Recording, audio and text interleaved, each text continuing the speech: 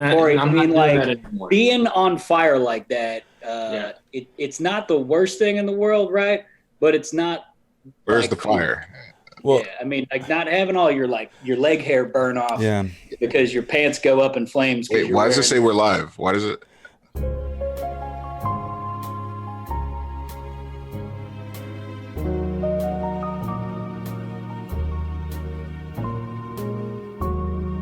Are we Ah, live? Jay. I was going to ask you, Zach, too. You're the only dude I knew that can put out a fire without stop, dropping, and rolling. I don't know how you did it, but Um, you gotta just do you gotta the shimmy.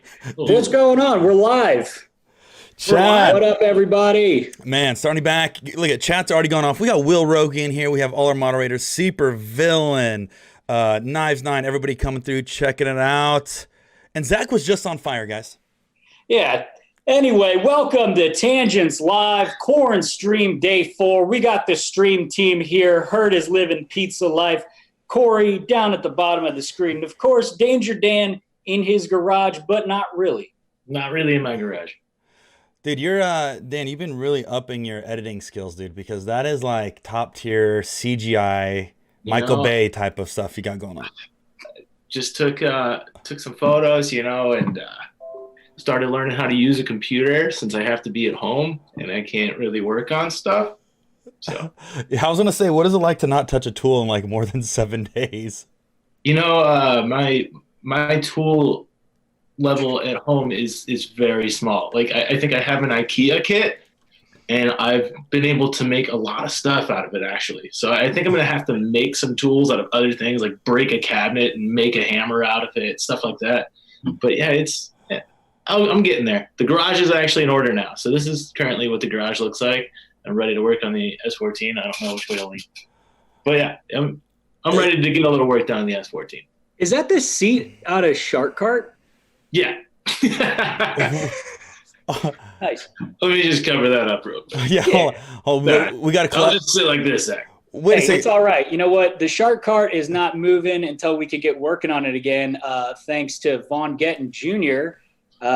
Shout out to him for breaking it 7 seconds after stepping into the seat, slamming it into a wall in Saudi Arabia. Pretty sure we got a video of it, but I don't have one queued up. But go back and watch our with a bonus lot of power. video. It's just raw power.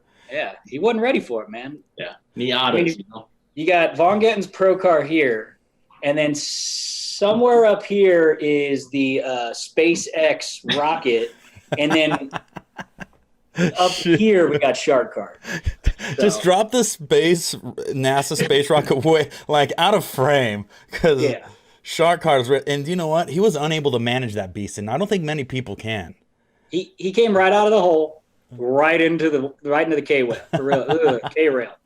Now Hurt has mastered it. He's like it was like watching Crouching Tiger, Hidden Dragon, right? Because everybody like when people would try to come out and do tandems, like if they were trying to chase her, it was basically them crashing into stuff or not able to keep up, and Hurt basically back to now like him chasing them position. And then if he was actually in the chase, he was just pressed up against their door the entire time. Hey, I don't know how to drive. I don't know what you're talking about. Hey, It was a sight to behold. That's what the internet says anyway. I was gonna say that's pretty impressive that Vaughn broke something before you did, Hurt. That's like, Vaughn, dude, it was that's funny too. I thought about it because like people don't drive Shark Cart, don't realize there's no back, there's no front. So like wall riding and things like that, you actually have to do a certain way. And so he just assumed he was going to ride the bash bars, but we kind of set him up for failure by not telling him that the wheels are exposed. So yeah, but don't hit the wall. So why would you have to tell somebody the wheels are exposed when you walk up to it and you have to climb through the wheels? Well, I mean, we got to be real. Like Vaughn, he's been drifting for 20 something years or something like that. When old boy wants to put it on the wall, he'll put it on the wall and come out clean. Wing, bumper, wheels, tires. I'm running everything off of it. Yeah. The other thing I was going to say. I found it. You found it? You it? guys keep talking. All right. I was going to say, though, Dan, you would have one hell of a garage sale, by the way, with the things you have there. You'd probably have one table out. You'd have a head gasket, some skateboards, everything that a car nerd would want. Your garage sale would probably be 10-10. Get And some steering surf- wheels. Steering wheels. There's 7 surfboards up there. There's bikes back there somewhere. Yeah, just some Dude. Crocs. Just see my little shoe holder. Oh, Boy. wait a second. Oh, you ready for found the this? crash. Oh, yes. I have it. So this is from my cell phone. This is when we were in Saudi Arabia. So this is Von Gettin. He is just stepped into the car. I mean, just got into it, came out, did one loop, and then this. Here we go. already on e-brake.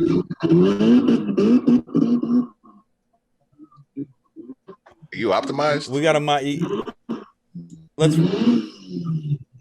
All right, here we go. Let's do that again. Did we not have any audio? No, it was just a little lag.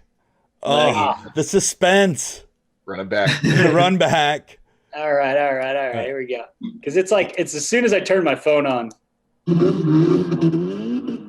Oh. I can hear it though. Wait, there it is. There it is. There it is. My internet here at home is starting to lag. I think every single person in the apartment complex is streaming Tiger King right now. So I actually started watching it last night. it's ridiculous. She definitely killed her husband. Facts. Facts. Oh my gosh. Turn into some tiger meat. Absolutely insane. So guys, we went down a really dark hole yesterday with this whole Craigslist stuff, and I think that kind of sparked this little thing where now I'm spending more time on Craigslist, more than I should have, because now I'm looking for every car that I shouldn't own that now I do want to own. And I don't know about you guys, but I did some hunting today. And also, too, by the way, you guys in Discord, for you guys that don't know, especially like some of the newies that are rolling in here, our Discord literally tripled the numbers yesterday. So now people are hitting that thing hot and heavy. So if you guys haven't already, if you want to be a part of the stream team in your own way, make sure you join the Hoonigan Discord, because that's where you have a chance to post basically any good automotive meme, any good Craigslist find. You guys want to reach out to any one of us, that's kind of like our hub of communication. So make sure you guys get into Discord there and share what you find, because we find some good stuff, but I know you guys could find some good stuff too. And maybe we'll start a challenge. Who can find better stuff than Scotto, which is going to be a challenge. Yeah, I mean, Scotto basically splits 50% of his time searching Craigslist and the other 50% running Hoonigan, and then somehow has another 90% to, like, I don't know, do everything else. But he's not human. But let's see what'd you find? You get anything hot? You got anything queued up? All right. So what I did last night and a little bit this morning, I was looking for a theme. Now I'm looking for a theme because I want a race car, I want a tow truck, I want a daily commute. So now I'm like building out this imaginary garage of just what am I doing today, right? So this theme that I came up with was zombie apocalypse, full zombie takeover. How I'm going to prepare for that. Okay. What do you got? So, Hurt, if you want to drop that first link. All right. Oh, here, I got you, fam. All right.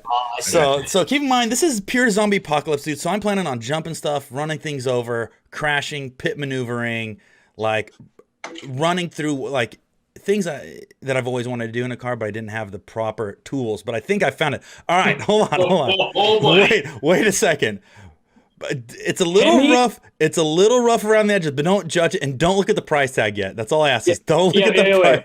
Yo, Power Wagon Hemi Turbo Off-Road Crawler. I just like no commas, no space. Just what? That should all just be one word. Don't look at the price tag though, because it would have scared a lot of people away. But once again, being in a zombie apocalypse, it's got supercharger. It's got a supercharger. Does it have a turbo too? It's a little bit of everything, guys. When you're about ready to go. Refrigerator, that's worth 10 grand. Refrigerator's worth it. I didn't know if that was a refrigerator or a deep fryer, but either or. Yeah, so that really helped me out. The double step is good for me. The electric step and the rock car. I need that double step. So this is this. You out my house. But by the way, you have the two-tone door, like we wanted black, but I wanted to keep tan. We have the bulkhead just so shit doesn't fly around on the back. I can stick it. Looks like the door is a different color on the other side. The thing is, I had a rough time mud bogging, dude. You know what I mean? So we had to change up the 78K. So that's the other thing. Low miles, has supercharger too. Wow. What else would you want to be when you're in a zombie apocalypse? Like, come on. You got a big refrigerator, deep fryer. You have all those things down there. A bunch of look at. Bars Are for days. Are those gas can trays? Yeah. No, Yeah. I think they hold 12 packs. Oh yeah, Yeah. my bad. Yeah. 2 for Same Cactus deal. coolers, and then 2 Fuel. for PBR, just for Now cruising. that's a Bush Latte size case. I've ever seen. Will says I need to get rid of the King Ranch and cop this thing. It would probably pull your house out of the ground, Hurt. I'm telling you, for $37K, I say that's a deal for this. This is the Like, first one. I mean, creatively, he's done well. He's done well. Like one of the first photos you had, go if you could run it back to that, Hurt. Yeah, let's just run Right there. There it is.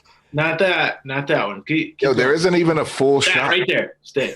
So, like creativity.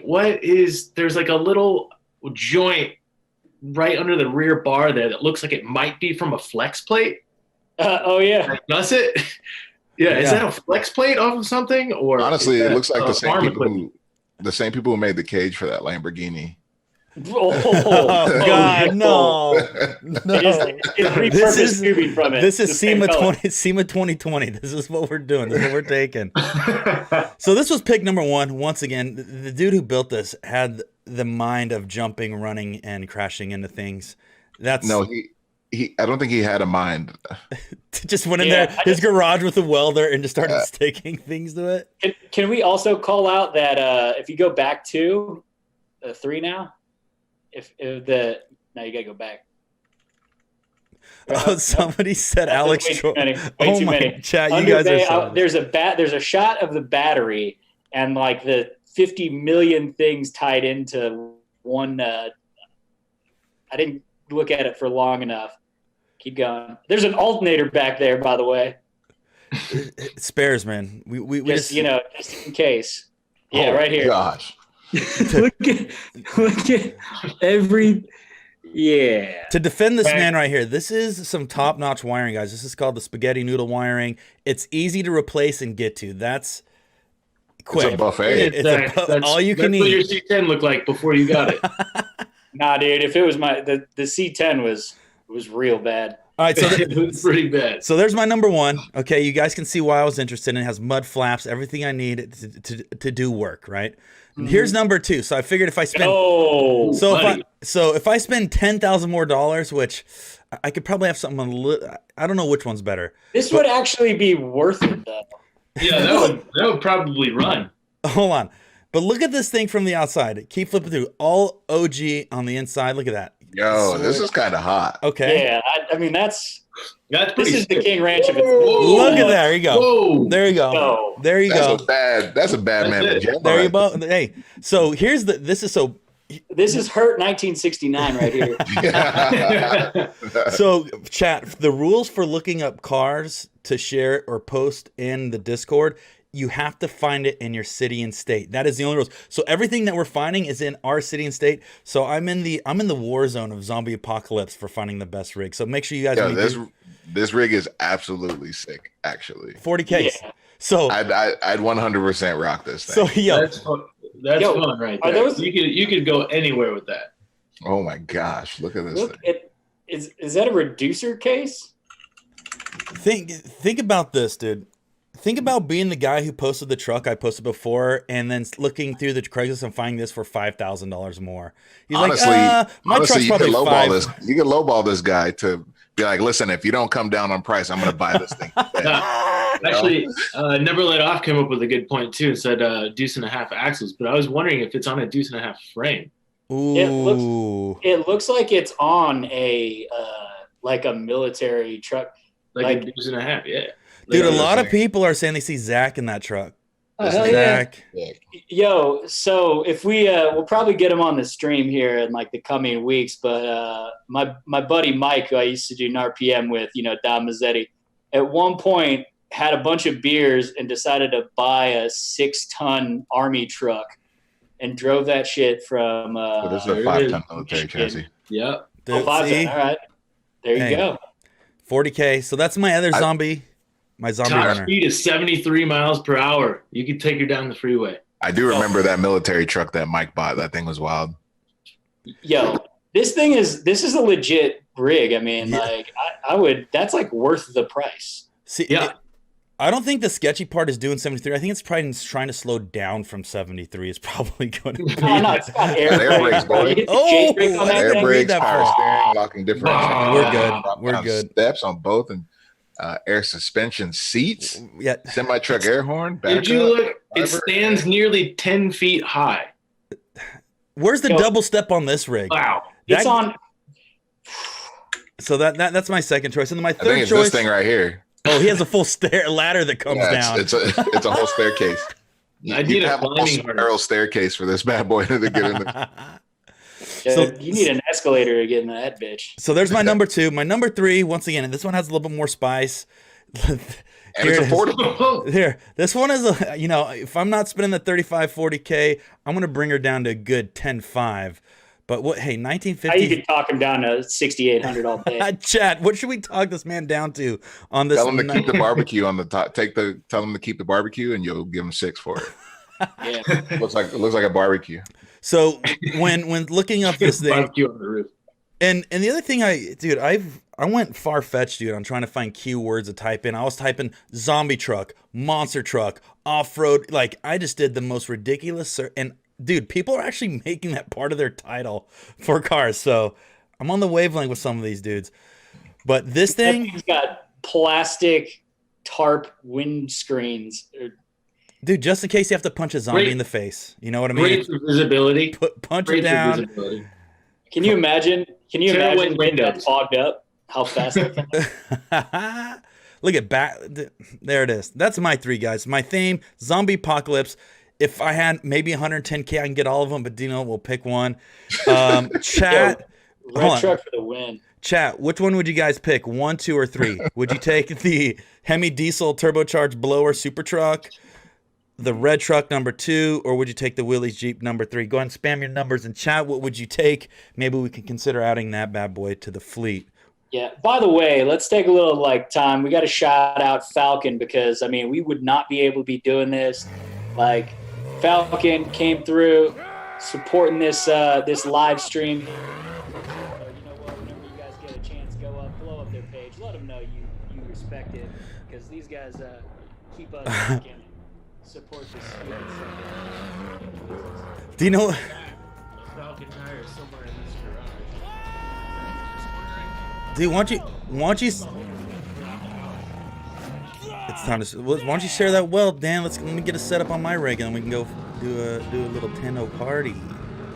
A little, dude. That's a 4J. Let's get a 4J. And by the way, chat. Do you know what I love most about chat right now? Is everybody was spamming 2, but every now and then you'll see a dude drop a 1. The dudes who drop the 1, I respect you guys. I respect you guys. Did you guys have a chance to find anything? Can I pop mine up? You got it. You got a few. Oh yeah. Dude, Oh, let's man. go. Let's go. I honestly, I only need one here, all right? Because we need to spend a little time on this because of the detail and especially because of this post. Now, I would like to show you the quality. Oh my god, Oh, dude. buddy. This is what Kyle needs to do to his van. Oh my goodness, Straight I will up. pick that up today. Straight up. that is nice. Now, let's point this out. We're on Dayton's. We got Lambo doors. We got airbrush all over. We got trophies. Let them know it's an award winner. But even better than that, when we skip back here, obviously, it's got system. Yeah. It's got a full gentleman's club inside. Disco ball, perimeter seating, fitness pole, brushed velvet. And if you Fitness notice, pole. the detail down here for the heel boards, this is all important stuff. Dude, all white piping on the interior. Crushed velvet, you got the crystal cognac. I forgot what those things are called, but like the bottles that you would have at your home bar. This is exquisite. Dude, shout out to Exhibit for building such a rad ride. Now here's where I'm bummed about. If you look right here in this photo, obviously somebody was driving it and screwed up because we lost the front bumper. We lost this, this side skirt. So this is, I feel like this is a good direction for Kyle's van. I agree. 100%. Kyle can go stunt at any car Those- show. Look at the trophy collection. My God. I just want to see the fitness pole get used in such a confined space. Yeah. It just doesn't seem like an option. Well, it depends on, there's a specific sect of individual that would actually be able to utilize.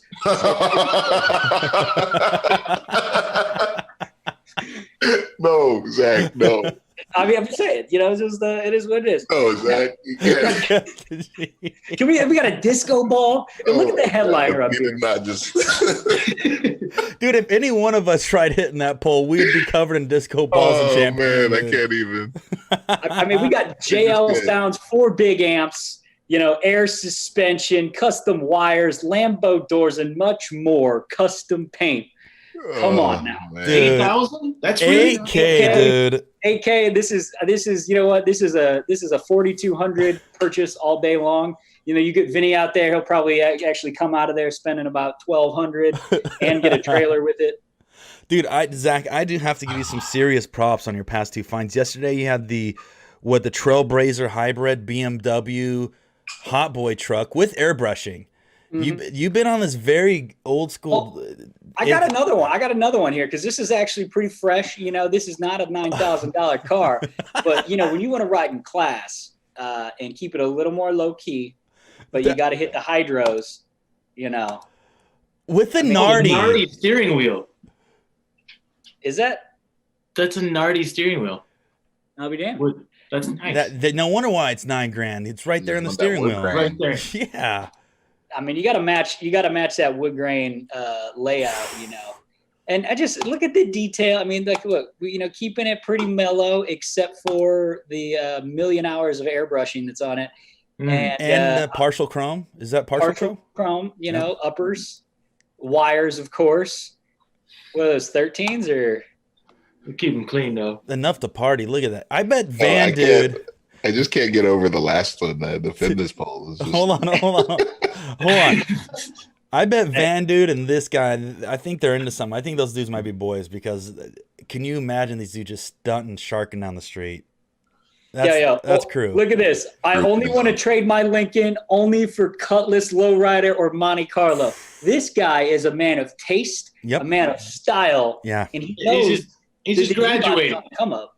He's just graduated his taste. That's all. I mean, he Right. put out a little bit on this, Mhm. got some work in. Now he's gonna get the car that he wants. Dude, Exactly. Figured out he can do it. no, he figured out he made a mistake.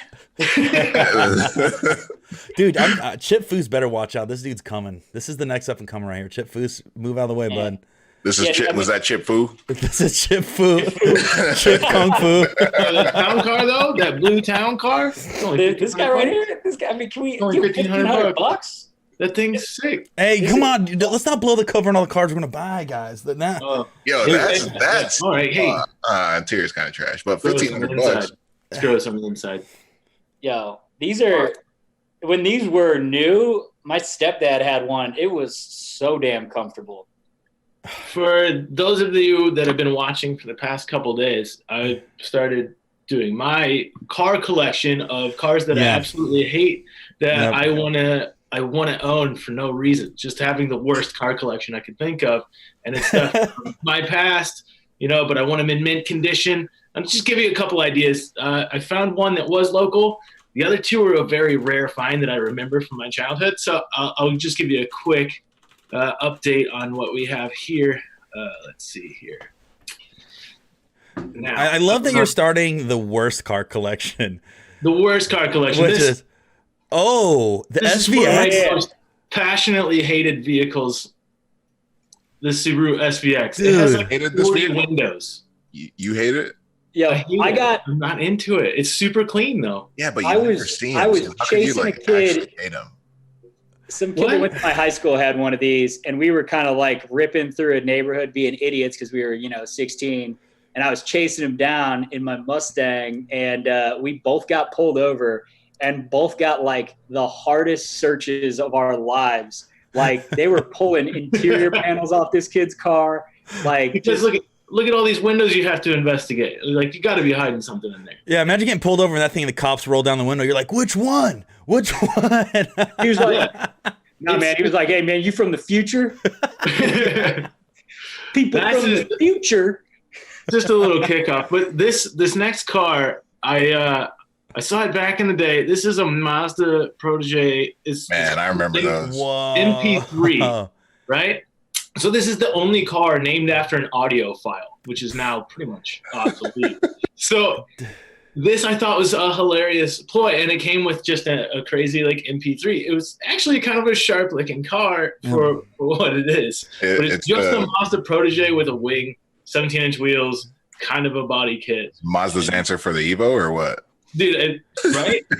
Hey, Ron. Dude, look at the window sticker. $199 down, many extras, dude. Yeah, you got the wing, you got the wheels.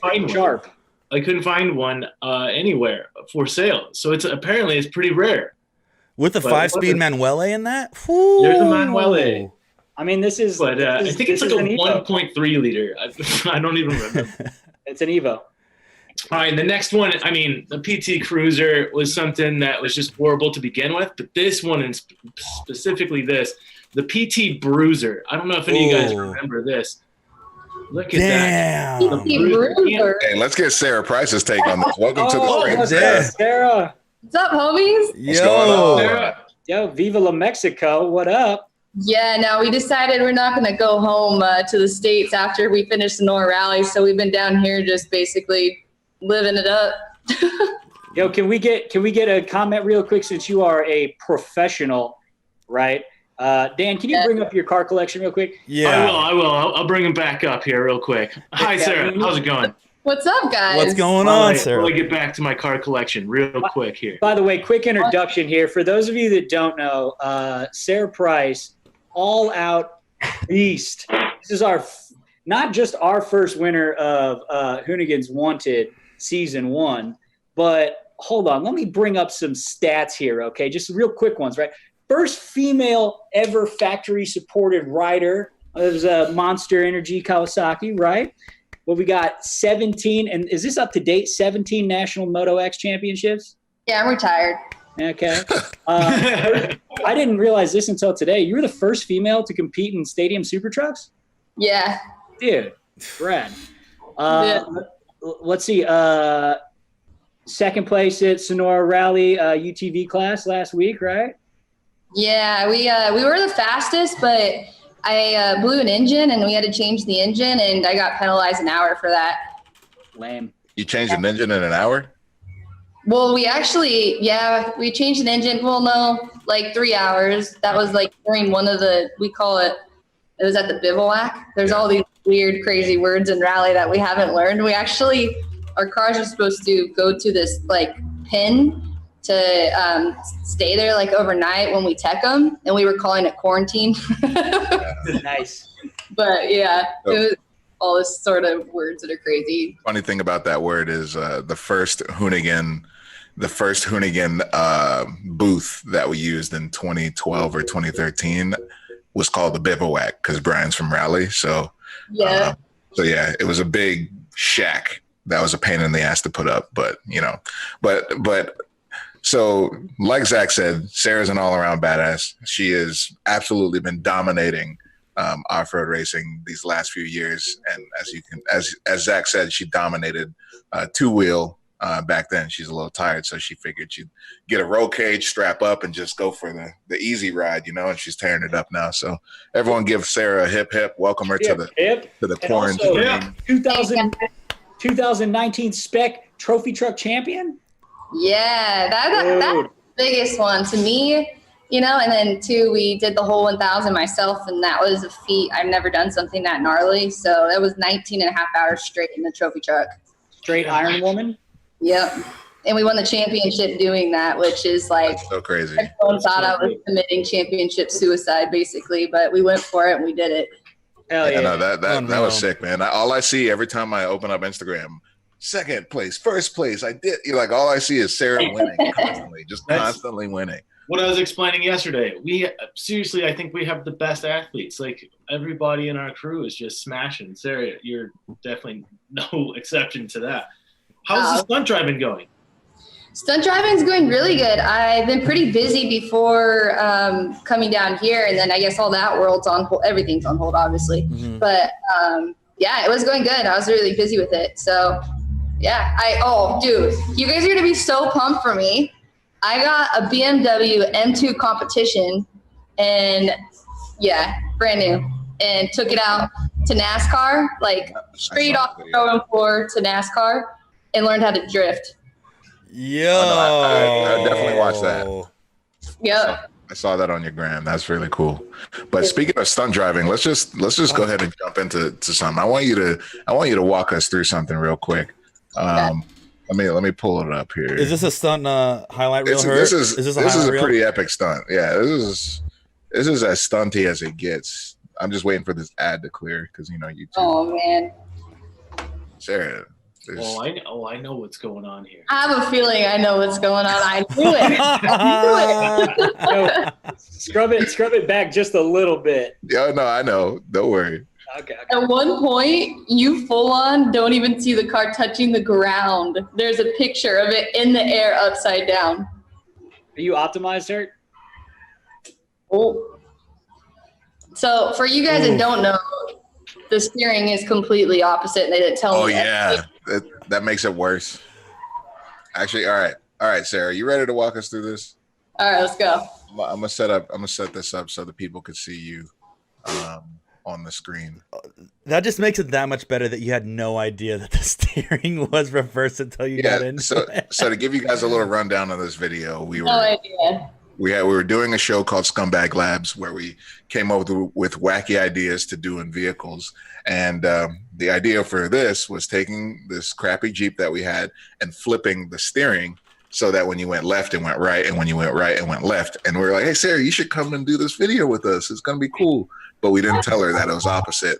And yeah, it's interesting. But then she went the extra mile and said, I'm a stunt driver, so I'm going to flip it for fun. And I was like, okay, I'm getting out. I'm not doing this. Yeah, I heard you don't be in it for that one. Oh, This is one of the heaviest hits I've seen in our personal stuff.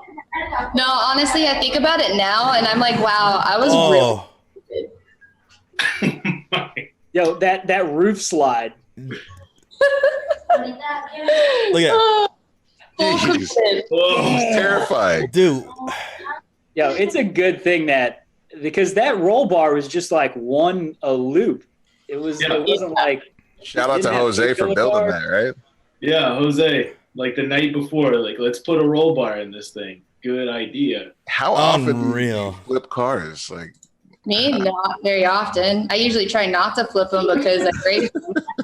But no, everyone was like, well, we can't flip it because we were running the course, and then we're all trying to drive reverse steering. So we didn't get enough run to get momentum to even get it like on two wheels or anything. So I was like, Brian, can I just like go for it? And so I just took it a little bit wider, didn't go on the course, and just committed to turning it, and it just went. And it was pretty intense actually. But yeah, like I said, I feel kind of stupid now when I look back, and I'm like, wow, we're actually kind of lucky. Yeah. But when you're in a moment, you're all just full of adrenaline, and it just seems like such a good idea, you know? So it was fun. Yo, are you on a donut up front? I just realized that. Right? Yeah, Full the airborne. driver's side's on a donut. let's try to get this paused right on the. Wait, Right there. Oh, Full Almost. send off. All four. not even touching the ground. Like at one point, it's the best picture ever. It's so wild. That is a Yeah. donut. I forgot we had a donut on it. Yeah, someone popped the tire, and then we had to, show must go on kind of mentality. But just to like, if you haven't seen this, just take the time and go watch it. But it was a crazy day. It's always fun having Sarah on. She's always down for everything, and she's always down to outdrive us. So I love all over the place for sure. So how disconnected were you from driving that thing? Like, it was obviously like almost unmanageable with the reverse steering. How was it? It was hard. All of us were trying to like go at least somewhat fast, but it was funny because they didn't tell me when I took off for the first time, and they're like, cool, just like go take like a slower lap around the barrels in this course they had set up. And I'm like, all right, cool. I'm going to give it some throttle, take off the line pretty fast and, go into my first left turn. And I did that. And then right away, like Hurt's in the other seat and it just goes right. And I'm like, what just happened? And I'm trying to figure it out. And then all of a sudden they're like, it's reverse steering. And I was like, no wonder why you said go slow. I was like, why would we have gone slow to begin with? It made no sense. And it was hard to get your brain to like think opposite. It's pretty interesting. Yeah. I think one of the funniest parts is when we first got it done, that anybody trying to back it up in the parking lot at Hoonigan itself. So like you look backwards, and then you go this way and it goes the opposite way, but that really messes your brain up too. So everybody almost crashed it before we even brought it out there. Yeah, it was really challenging to drive it. And then we were trying to skid it around and it's a lot. You don't realize like you're just counter steering just a little bit every time you do a corner or something, Oh, buddy. Oh, buddy. Oh, buddy. Oh, buddy. Yo, chat, who thinks we should bring Scumbags back this year? Who thinks we should bring him back? One. Press one. Let's get some ones if you want Scumbag Labs to come back this year. Honestly, Scumbag Labs was. I think so. Dude, I was just going through a lot of different Scumbag Labs episodes, and it was probably one of the coolest things that we've done because, like, not only are we doing like dumb stuff, but like the level of danger elevated significantly, and then also we were trying to do somewhat sort of scientific testing, right? Yep. And it was like really cool to be able to go out and like have a really ridiculous idea and just attempt it or test it to see if it worked or not. You know what I mean? I think it was cool. I loved it, all the episodes, and just you're doing stuff that you would never think about doing. Like even like what you guys did with all those tires and chemicals, or what did you guys put on them? I forget, bleach. Some with That was a. We we got in trouble for that. So we got. That was. I like Steve Arpin's soap burnout. Steve Arpin's soap burnout was sick. that was our biggest episode too. Rally Dude, launch. Cranked had- like 10 million views or something. You had 11. wood wheel burnout. You had the fruit drop, the sparkler, the Sparkler was rough. The smoke bomb. the all smoke that bomm. Oh, Dude, dude. that's science. Dude, Let go that's one of the wrong. hardest I ever laughed is you get in the car and crawling out. Just that's one of the hardest times I ever laughed at any of our content. We got to do a stream where we just review Scumbag Labs episodes. Totally. When we're guestless. But Sarah, tell us what do you got going on this year? What I mean, I know everything's a little slowed down right now, but when it all clears up, what you got going on? Well, I officially raced my first trophy truck race at the Mid 100, so that was cool. We did really well, but we had like a lot of mechanicals, about 3 hours worth, so that sucked. But then I had secured another race in that truck, which will be Vegas to Reno, which I'm super excited for. That's the longest race in America in off-road, I think. And then, I just decided last minute to come down here and race Sonora Rally, which is a whole new form of racing. And I've never done any of it, the navigation aspect. So it's just like Dakar. It was a mini Dakar. And it was a blast. I had a really experienced navigator in the car with me. So that was cool. But it's going to be a good year. That's good. So my buddy Will Rogie in chat there, he asked me a few questions earlier. He said, how is it changing the vehicles when you're going from the side-by-side back to the trophy truck? Like, it has to be such a different feeling as far as, you have to drive completely different.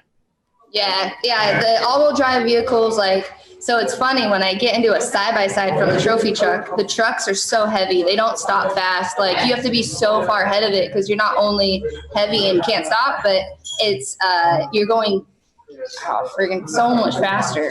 So you have all that mass that takes a while to get up and go, and then also to stop. But in the Razor, I'll have notes that I usually call, I don't even know, way before. And then in the side-by-side, it's you have to kind of wait, and it's hey, there's a left 3 up there, and you're but you don't have to slow down now. It's fine. Just keep waiting. Yeah, you're good. The side-by-sides, you can just stop them on a dime and then take off fast. But then the all-wheel drive also helps quite a bit because one of the biggest things when you're driving the trucks is to make sure that you don't get flats. That's the biggest deal, is not to go sideways into a corner and hit the sidewall. But then the truck wants to just, basically lose the rear end every corner so it can turn. So you have to find that fine line of where you get traction, where you don't ruin the tires and still pivot your corners to get up and go. But no, transferring through all these vehicles, it's just kind of, you have to remind yourself of the little things, you know, about them, and just kind of like switch that in your head. But other than that, it's pretty not Just gotta too remain Which do you adaptive, prefer? huh? And obviously you're adaptive across multiple different sports, so that's pretty cool to see. Just wanted to hear that too, just to know how to switch that off. You know, like most people can't do that. You know, like you got to appreciate what you're doing there. Like getting an all-wheel drive car versus a rear-wheel drive car or a dirt bike, all that stuff. It has some similarities, but really it's so different. Yeah, I guess I kind of have a pep talk with myself in my head before I like hop into whatever I'm in that day, let's say. So like, even if I go and I'm driving the side-by-side, like we raced that at Sonora, right? Like every day I had to put in my head like, oh yeah, okay, so I can't stay at more than 80 miles per hour or else like I'm going to start losing belts. Like it's just part of the deal. And so I had to remind myself every day to like, okay, remember, you're not a trophy truck. You can't just be completely pinned all the time, or your stuff's not going to fail, and especially when you're in a 5-day rally doing, I think, 800 miles we did last week in that race. So, yeah, it's just little stuff like that. Which vehicle do you prefer? Oh, I was gonna ask that too. Well, also too, like you've done the side by sides, you've done the trophy truck, but like what Zach mentioned, you also did the stadium super truck. So you have like the super nimble, then you have like the medium class, which is a stadium super truck, which seemed like absolutely nuts as well, and then you have the trophy truck. Between the three, do you have a favorite? Oh man, I love them all, but nothing tops a trophy truck. I gotta say, nothing will ever top that. But yeah, it's not so, they're all so different. So the trophy truck is just badass because you can just pin it across a whip section going, I went 140 in the trophy truck. Like, I was blown away. I was like, wait, how fast are we going? He goes, well, 138 right now. You need to kind of slow it down at probably 134 across this lake bed. And I was like, did we hit 140? And he goes, oh, yeah, we were at 140. Oh, my goodness. Yeah. That's so terrifying. That sounds absolutely terrifying. Bert, you were just saying the other day that that's terrifying on dirt, like 80 mile an hour. Yeah, I was Exponentially. it's a huge, like, because you just feel like you're floating at a certain point while eating bumps up, you know? So it just becomes like a wild, you're just skipping. Yeah, it is crazy. But so, yeah, this is for my in-car. On one of the straightaway, it doesn't show the miles per hour on the lake bed, or we get going that fast. It shows it at 130 because I was already on the deceleration. But there's points in this video where you'll see us in like a really whooped out road going like 120, and you look down on the GPS on the right hand side, it'll show the actual miles per hour. Wow. That's Yeah. wow. But this is about, I think, the lake bed that I was going 140 on. Yeah, there you go. I mean, you're up over 120 in the GPS there. Yeah, and that's going into a turn. Unreal. So crazy. And So yeah, Still inside. What's like, if you had to judge like seat of the pants difference between a spec trophy truck and an unlimited trophy truck, you know, what are like the biggest differences? power. That's it. Yeah, that's the only difference is the power. Like, and it's actually, I'm glad I started off in the spec truck first because it taught me a lot about how to drive the trucks, because you're at a hindrance. Like in the trophy truck, it's almost like cheating because you have power on your side. Like you can get yourself out of stuff, but you can also get yourself into stuff. But the extra weight of the trophy truck makes it a lot more stable. So my spec truck has always been kind of like a little sketchy, I guess you would say, because it just doesn't quite plant itself down. It's a little bit taller and like 6 inches more narrow. So it doesn't sit in the W that well. But yeah, definitely the power. It's definitely like cheating. Nice. And how much power, what's like the power difference as far as like numerically? So like my spec truck was LS3. We had 528 horsepower. This trophy truck was about 800 horsepower, I think. I see. So almost a double. couple hundred. Yeah, it's a lot. Are you ever gonna get back into an actual car like the one you drove, the Fiat from the Mexican hill climb you guys did? You ever think about that? Do you ever miss that feeling being in a rally car like that? I just bought one. Oh, M2 competition. oh, excuse me. No, I swear, I bought that thing and I was going 140 leaving the dealership right when I pulled out. And I was like, dude, this thing goes that fast, that fast. What kind of power is that thing, Nick? I don't know. Look it up. Here. Like, tell me what I bought because I don't know anything about it. Is it what What year? made you buy it? You just go out and you're like, that looks cool. I think I'll have that. No, I just asked for the most like tunable, lightest, powerful car that I could do drifting, stunts, and whatever. So I already got myself a Hoon handbrake. Hey. So Hooning and been drifting already. So yeah, I got the full maintenance package. I got the warranty, and my brakes are even covered. Is it all paddle or is it manual? No manual. So Manual. it looks like Yeah.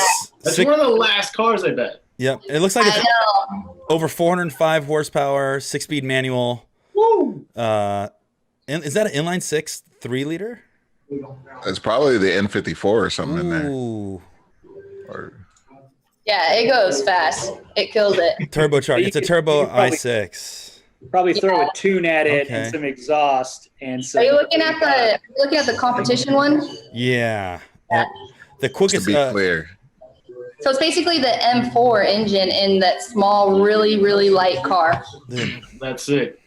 Yeah, it's awesome. It's a little like rocket ship. It reminded me of the Fiat. yeah. I thought you put a video up on your Instagram doing donuts, but I don't see one. Oh, that was on my story. Yeah. Yeah, there's Bagsy. He's a drifter. Yeah. He's who taught me. So he was at NASCAR. We know Bagsy. Yeah, he's really cool. But I was like, hey, would you hop in with me and just teach me how to do this? Like, I don't know what I'm doing. I'm trying like to do it, but I don't know if it's right. And then Brad, I wanted that car for like 3 years, and I finally got it. So I'm stoked. That's got to feel good. That's got to feel really good. Yeah, Just to give a comparison, Sarah, do you know how much a trophy truck weighs? like 8,000 pounds. Okay, 8,000 pounds, 800 horsepower. This thing's 3,575, so it's 3,500 pounds and it's 405 horsepower. So it's like having 800 horsepower to move 10,000 or 8,000 pounds versus 410 horsepower moving only 3,500 pounds. Like that is a rocket. That's a little rocket. Yeah, it's fast. Like anyone that rides in it with me, and especially coming from the off-road world, they don't know much about the street stuff, and so they're like, "What? This thing does that?" And I'm like, "Cool, right?" Yeah. Dude, the nutty thing is you could still buy cars like that from the factory. So shout out for BMW still making fast, cool cars. You know, a lot of these guys are going eco and like BMW's like, yo, we're gonna crank out some heavy stuff. I mean, you know, that's kind of starting like, once again, the C8's coming out, the C8's super sick. Ford's still pumping out some gnarly Mustangs, but it's still cool to see that you can still buy cars off the showroom floor that party and get down. Yeah, my buddy Boris said is the one who owns a dealership that I also my business works for, and he, you know, sells all those cars. So I got it through him, and I got the warranty and everything. He goes, you know, like you can do these tunes and this and that, and it's covered by the warranty. And I was like, all right, well, I need to practice my stunt stuff in this car. And he goes, that's fine. Just take out the handbrake when you bring it in, and we'll have you covered. I'm Dude, like, there is no better car dealer than Boris Said. For you guys that don't know, Boris Said is like an OG super heavy road racer. He's done NASCAR, tons of different forms of motorsports. He also done tons of stunt driving. So if you want somebody to service your car, you probably want Boris Said because he gets it. yeah. He has to get it. Oh, you walk into the dealership and he has like all his old race cars there, like some old BMWs that are just dialed. Dude, unreal. Some people in chat are asking for Sarah's Instagram, so let's go ahead and drop her Instagram into the chat so you can go ahead and follow Sarah while you're here. Yeah, it's just Sarah Price MX. That's how all my handles are. But So- yeah, Were you are you gonna bring that competition to the Burnyard, or I thought about it. yeah, you thought about it? I don't feel like that's a smart move for me. I think I want to keep this car looking nice for a little bit, you know. Well, we'll get you to come through and we'll put you in Shark Car. And There we go. Or what? I want to be in that new car. Send it. What's the new one? What's our new car? The Sender car. The Oh, Sender car. Send car would have been a better Send name. car. I want to send that. Send car is such a great name. Why didn't we do that? Super sick. Are you talking about sick car? Listen, I refuse to call it that. Send car. I want to like call it Send Send car and just send it. we can get you in Send car. That'd actually be a good time. Yeah, maybe you can help us dial in the suspension. It doesn't like at all. It doesn't do anything. You'll see. I think next week a video is dropping. Is it next week or soon? There's a video dropping of Send car, shit car, sick car, whatever you want to call it. We had a lot of fun in it. It's fun regardless of its ability. Okay. No, I actually I have something up my sleeve for the next burn yard. I just have to get home and work on some cars because I've been like this off-road gypsy lately, and I've gone through 3 razors and I don't have any currently, and so I need to get home. Explain. Through. So yeah, but I'm gonna build a specific car to basically take to the burn yard and do stuff like that. Razor. We need you to explain gone through 3 razors. Okay. We will start at King of the Hammers this year. I decided to race King of the Hammers. I build a razor pretty much fresh for that race every year. Well, King of the Hammers didn't go so well. Our car kind of stayed on the trail overnight. Got demolished. Like this car, like if you go to my YouTube and you look up our KOH video, you'll see how bad it got. But the car was in the trail that people had to use to get down, and there was not room. So they had to jump onto my car to get by. So it got destroyed. Yo, King of Hammers is no joke. People are savages out there. Straight Yeah. up. If your car's in the way, they're just going to drive over it. I saw it happen. Yep. But then after that, we took it out of the canyon, fixed it up. I got the call I was going to race a trophy truck at the Mint. That was super last minute, and I had no cars to do any pre-running or stuff in. So I signed myself up in the UTV class to get some time on the track. And I used my KOH car that wasn't fully gone through already. And then I raced the Mint, and I broke the chassis on it. So then the Mint, that was one car done. And then the next week I decided I'm going to come to Sonora and race Sonora Rally. So then I used this car I'm going to give to my dad. And I made that a race car now. And so I raced Sonora Rally in that one, and then blew the engine trans. So I had a 4-seater, a brand new one on the trailer. I took the engine and transmission out of the car that was on the trailer and then put it in that car. And so now I have a car with no engine and trans. The one I've been racing that needs a lot of love before I do anything else good. It's supposed to be my dad's car. And then my other car with the broken chassis. So you put in some work. That's gone through. Yeah, you put in some work is what you're saying. Yeah. And I haven't really been home because I just keep coming up with more races to do and just go. I mean, that's not a bad thing.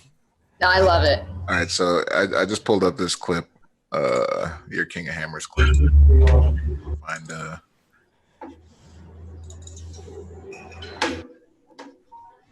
Yeah, like our car.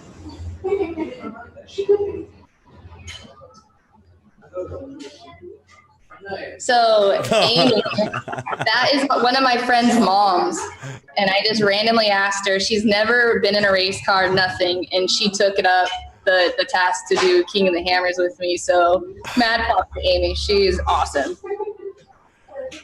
And then I got her, got us stuck basically in a canyon our first time. Yo. in the car. driving King of Hammers is one thing, but That big shout out is, to yeah. co-drivers, they really do a lot of work out there. Yeah. Yeah, at that point we broke the arm, the ball joints, and Oh, it my was goodness. not God. heavy. And Yeah, that's folded. Yeah, you straight mangalized that thing. Honestly, I don't know anything about destruction after listening to your stories. dude, that's actually a really good monster truck name, the Mangalizer. Yeah. That's that's gonna be Sarah's monster truck name. And then If you go a little further, there you go. You'll see the actual damage.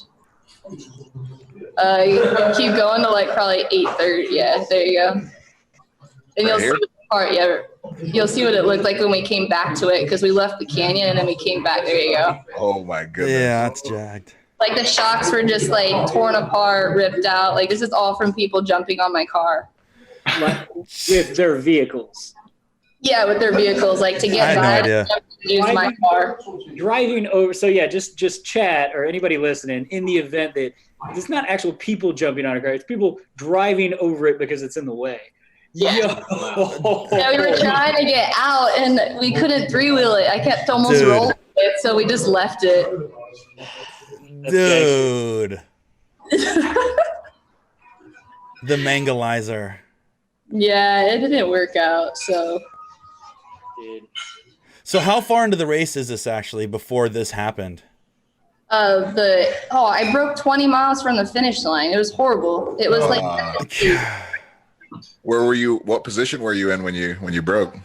not doing good because we had already broken out so much other stuff, but just to finish it is a big deal. But Yeah. I was in like 20th, maybe 15th. That still would have been sick. King of Hammers is gnarly. I've Yeah. never experienced anything like that, and I only did the first lap. I didn't do the whole race. Yeah, it's wild. Like, so you did only the desert section. Yeah, I only did the desert section, so I didn't do anything basically. Yeah, no, the rocks are where it is all at for King of the Hammers. Like the desert section doesn't even count. So, well, talking on that, Hurt was saying after he got out of the truck he was in with Justin Pollock, he was like, yo, I felt like I got hit by a truck. How do you feel after jumping out of something like that or, doing the Iron Woman, running Baja? How do you recover? How do you feel after in a race like that? Oh, I go into full hibernation. So like after the 1000, I was up for 40 something hours straight. And then 19 and a half of that was straight racing. I never got out of the vehicle the whole entire time. So when I finished at the finish line of the 1000, my dad's standing there and like, I'm attempting to get out of the truck and, they were all like, dude, you can't just hop out like that. Like your legs are going to collapse. You're going to fall over. And I was like, really? Like, we're going to be okay. So like my dad had to hold me out of the truck and make sure like I could actually stand on my own because I've been sitting for so long and your knees like they hang in the truck when you're using your pedals all day. You don't realize it, but it's just, they're kind of just hanging a little bit. So you get they hurt. Like my knees hurt a lot when I get out of long races, but then I kind of run on an adrenaline for a little longer. And then the moment I go to sleep, I'm out for a long time. So when you did the Iron Woman, how long were you in the car for? You said, 18 hours? 19 and a half. 19 and a half hours. So food, water, what do you have during that 18 or 19 and a half hours of driving? You just pee your pants? Like people, yeah. And the other thing too is I pee everywhere. that's the thing is people don't realize, I have to. I have no other option. I've tried anything. And it's like, and like a lot of girls ask me, like, that's one of the number one questions they get. Like, what do you do about going to the restroom? Well, I just go. That's the best option I got. Like, I could try wearing a diaper, but then I'm like, then I sit in it. And it's I'd rather just have a chance of it drying. Yeah, because they don't really have like a catheter set up for you or not. Like, They do, but they don't work good. Okay. Yeah, I'd rather just wing it. Yeah. Let her rip. Full Sometimes send. you just gotta let her rip. just full send. No, we have a lot of water, snacks. Like every pit, I make sure I have a peanut butter and jelly usually. And then Coke. I love Cokes at pits. So Okay. Coca-Cola. The soda. Sounded really bad. Sorry. Coca-Colas. And in Mexico, obviously, they're the best ever. Little And then- energy. Yeah. And like caffeine, like that little extra bit, like it's a lifesaver. Like I don't even realize it until I get one. And then I'm like, oh, I'm back. Okay, cool. And then Advil caffeine they have down here in Mexico. I live off of it when we're pre-running and racing. Yeah. Advil caffeine? I didn't know that was a thing. I think it's like Excedrin at home, kind of, but I don't know. Down here, it just seems a lot better. It's like an old school 90s ECA stack, ephedra, caffeine, and aspirin, man. You know what I mean? Just get fucking Get dialed. Get cranked, dude. Yeah, no, I just try to make sure every chance I do get, I drink and eat, like if we're on a long straightaway or a speed zone, like that's when I'll just make sure I chug water too. Like, you know, the section you were in, Hurt. Excuse me? See, that's the thing. Hurt. Hey, I peed my That's a pants snack. too. I was only in the car for 4 hours. I peed my pants. Hurt, you, as soon as you hopped in the car, you went pee. No, I didn't actually pee my pants. Oh, you know what's funny? Like with the guys, because they have their tubes hang out like underneath the cars. Yeah. Like, they go on the starting line and stuff. So people are like, "Oh, your car's leaking," like this and that. And I'm like, I've stopped people before, be like, "No, the car's fine. It's just them leaking. You're good." Yeah, when I was doing the King of Hammers, I was talking to the pit crew, the Falcon Tire Jeep pit crew, and they're like, all the new guys have to change the trays at the bottom. So like it's their job to do that, so that after a race, the veterans don't get peed on. The new guys have to change the pee trays. You like the tan guy? Yeah, it's kind of messed up. The mechanics have to deal with all that. Yeah. Yeah, I can imagine the operation to go do an event like that. You guys not only put yourself through probably the most intense physical thing anybody can do to a human body, other than like maybe launching yourself to space for 2 years, but also what the crew goes through, because they're up and doing just as much, working on the car. And so it's like off-road racing, how much does it depend on the crew? And not only that, you have chase trucks, you have different, how does that go down? The whole chase truck, the pit thing. It's a lot. Crew. Yeah. Like when we're down in Mexico, when I'm with our team RPM, and we have 70 guys at least. Dude.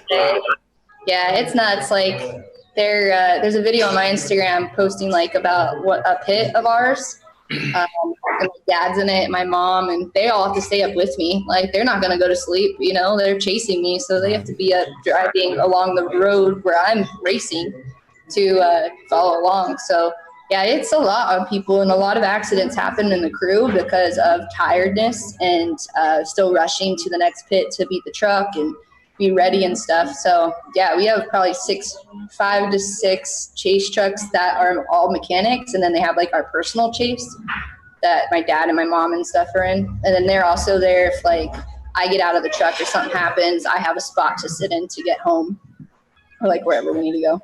And you have a co-pilot with you most of the time. Do you switch out co-pilots, or did you have one sustain the whole ride with you for the Baja? No, yeah. So I did at the 1000. I had 2 co-drivers. So Erica was in most of the time, but she got out for San Felipe, which is like the roughest part. And then we had another person get in for that section, which was Preston. Yeah, it's pretty wild. Talk about a roller coaster ride, being that guy just hanging shotgun. But they have a very crucial role. One last question for me. What's your favorite part of off-road racing altogether? Man, it's so intense. Like, it's such a accomplishment when you reach the finish line in off-road racing, because you have so many variables. You have all the prep and work that went into it, the pre-running in Baja.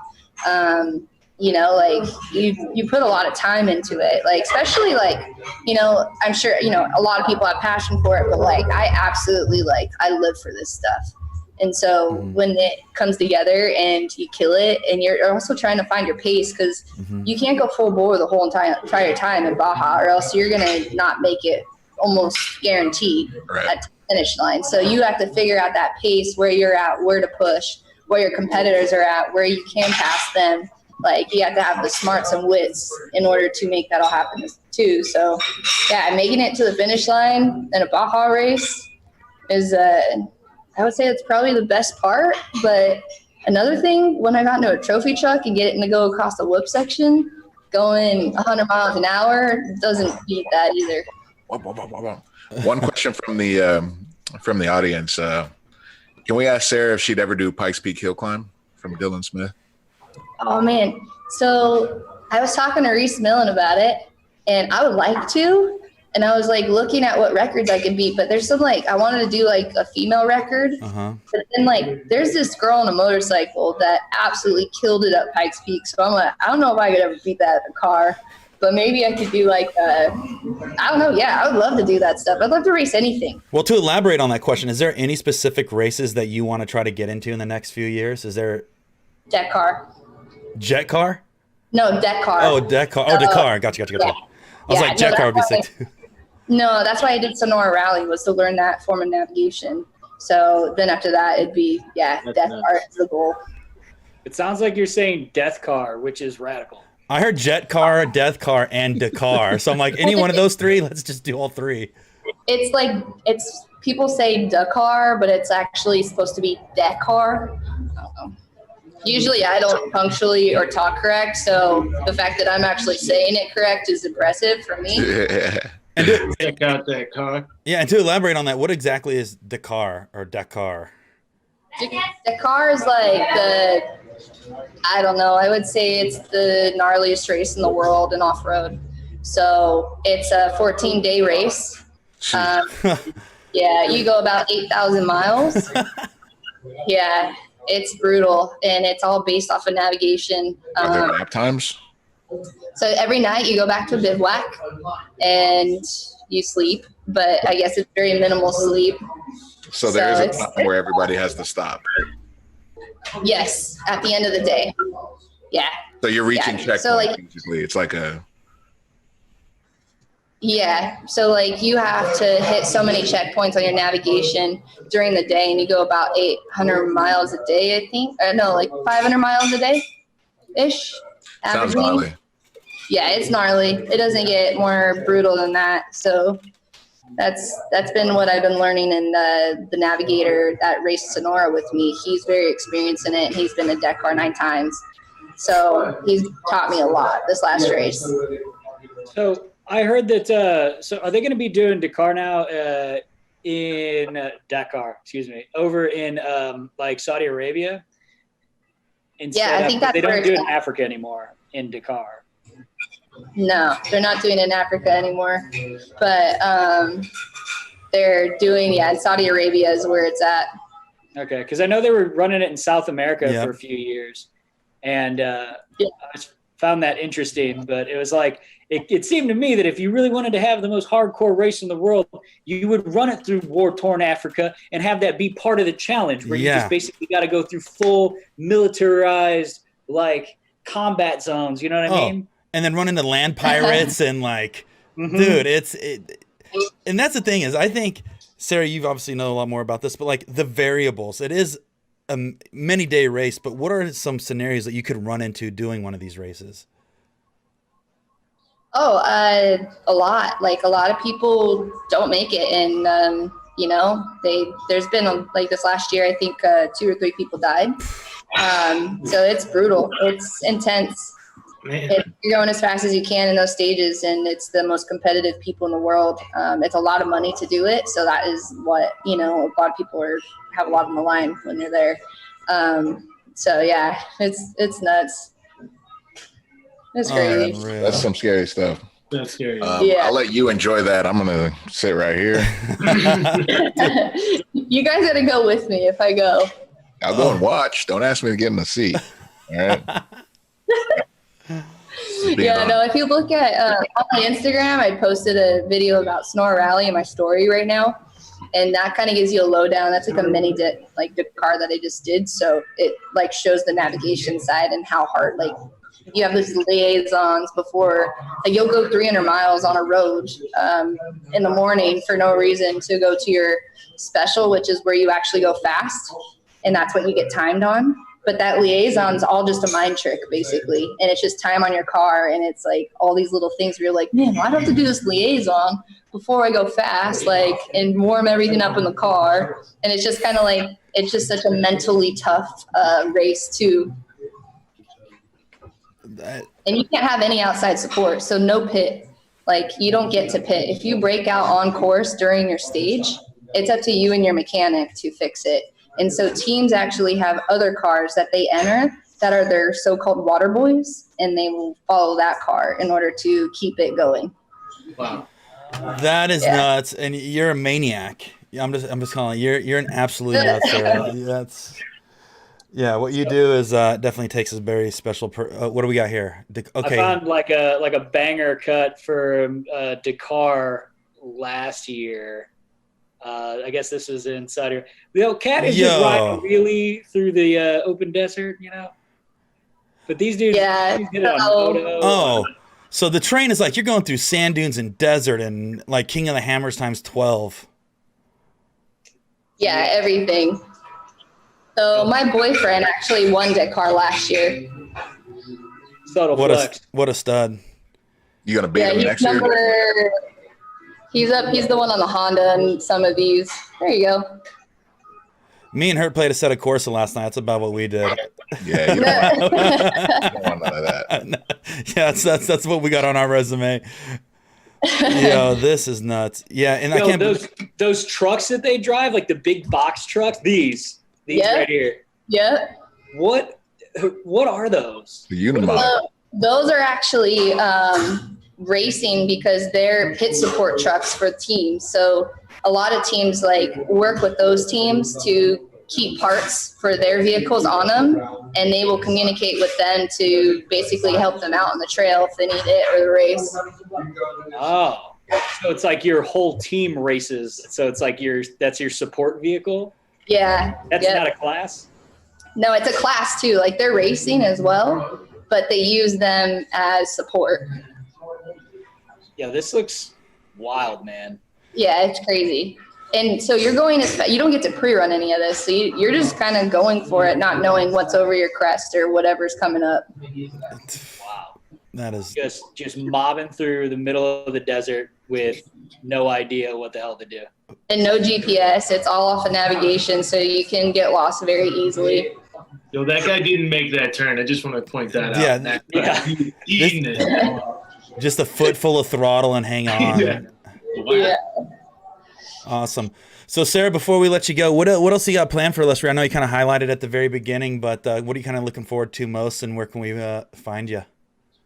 Honestly, I'm just going to be living it up and doing cool stuff while we're down here in Mexico. We already just been like, dude, honestly, I think everyone don't tell everyone because we don't want coronavirus down here, but you guys should just come down here. It's so nice. But now we're just going to be driving stuff.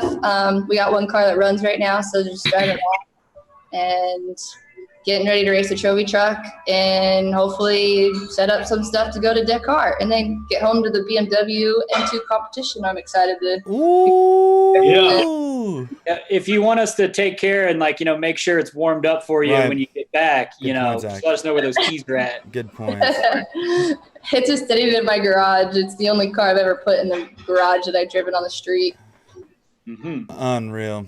Well, Sarah, thank you for taking the time out of your wonderful vacation in Mexico, soaking it up and racing all weekend while we're in self-confinement for the next 2-3 weeks or All right, however guys. long. So live it up for us. You guys, moderators, spam Sarah's Instagram and chat. Let's get some hip hips in chat. Sarah, thank you so much for swinging by, and we'll be hearing from you soon, hopefully. Thanks, guys. Good to see you, Absolutely. Sarah. Catch you later, Sarah. All right, so here's the game plan. Let's get some Wild Peak TAs. All right, let's or ATs, and let's throw them on the truck. Let's all Dude. pile in and just head to Mexico. Oh, yo, Dude. I got to get some for the FJ already. Like, FJ, man, put them on the S14.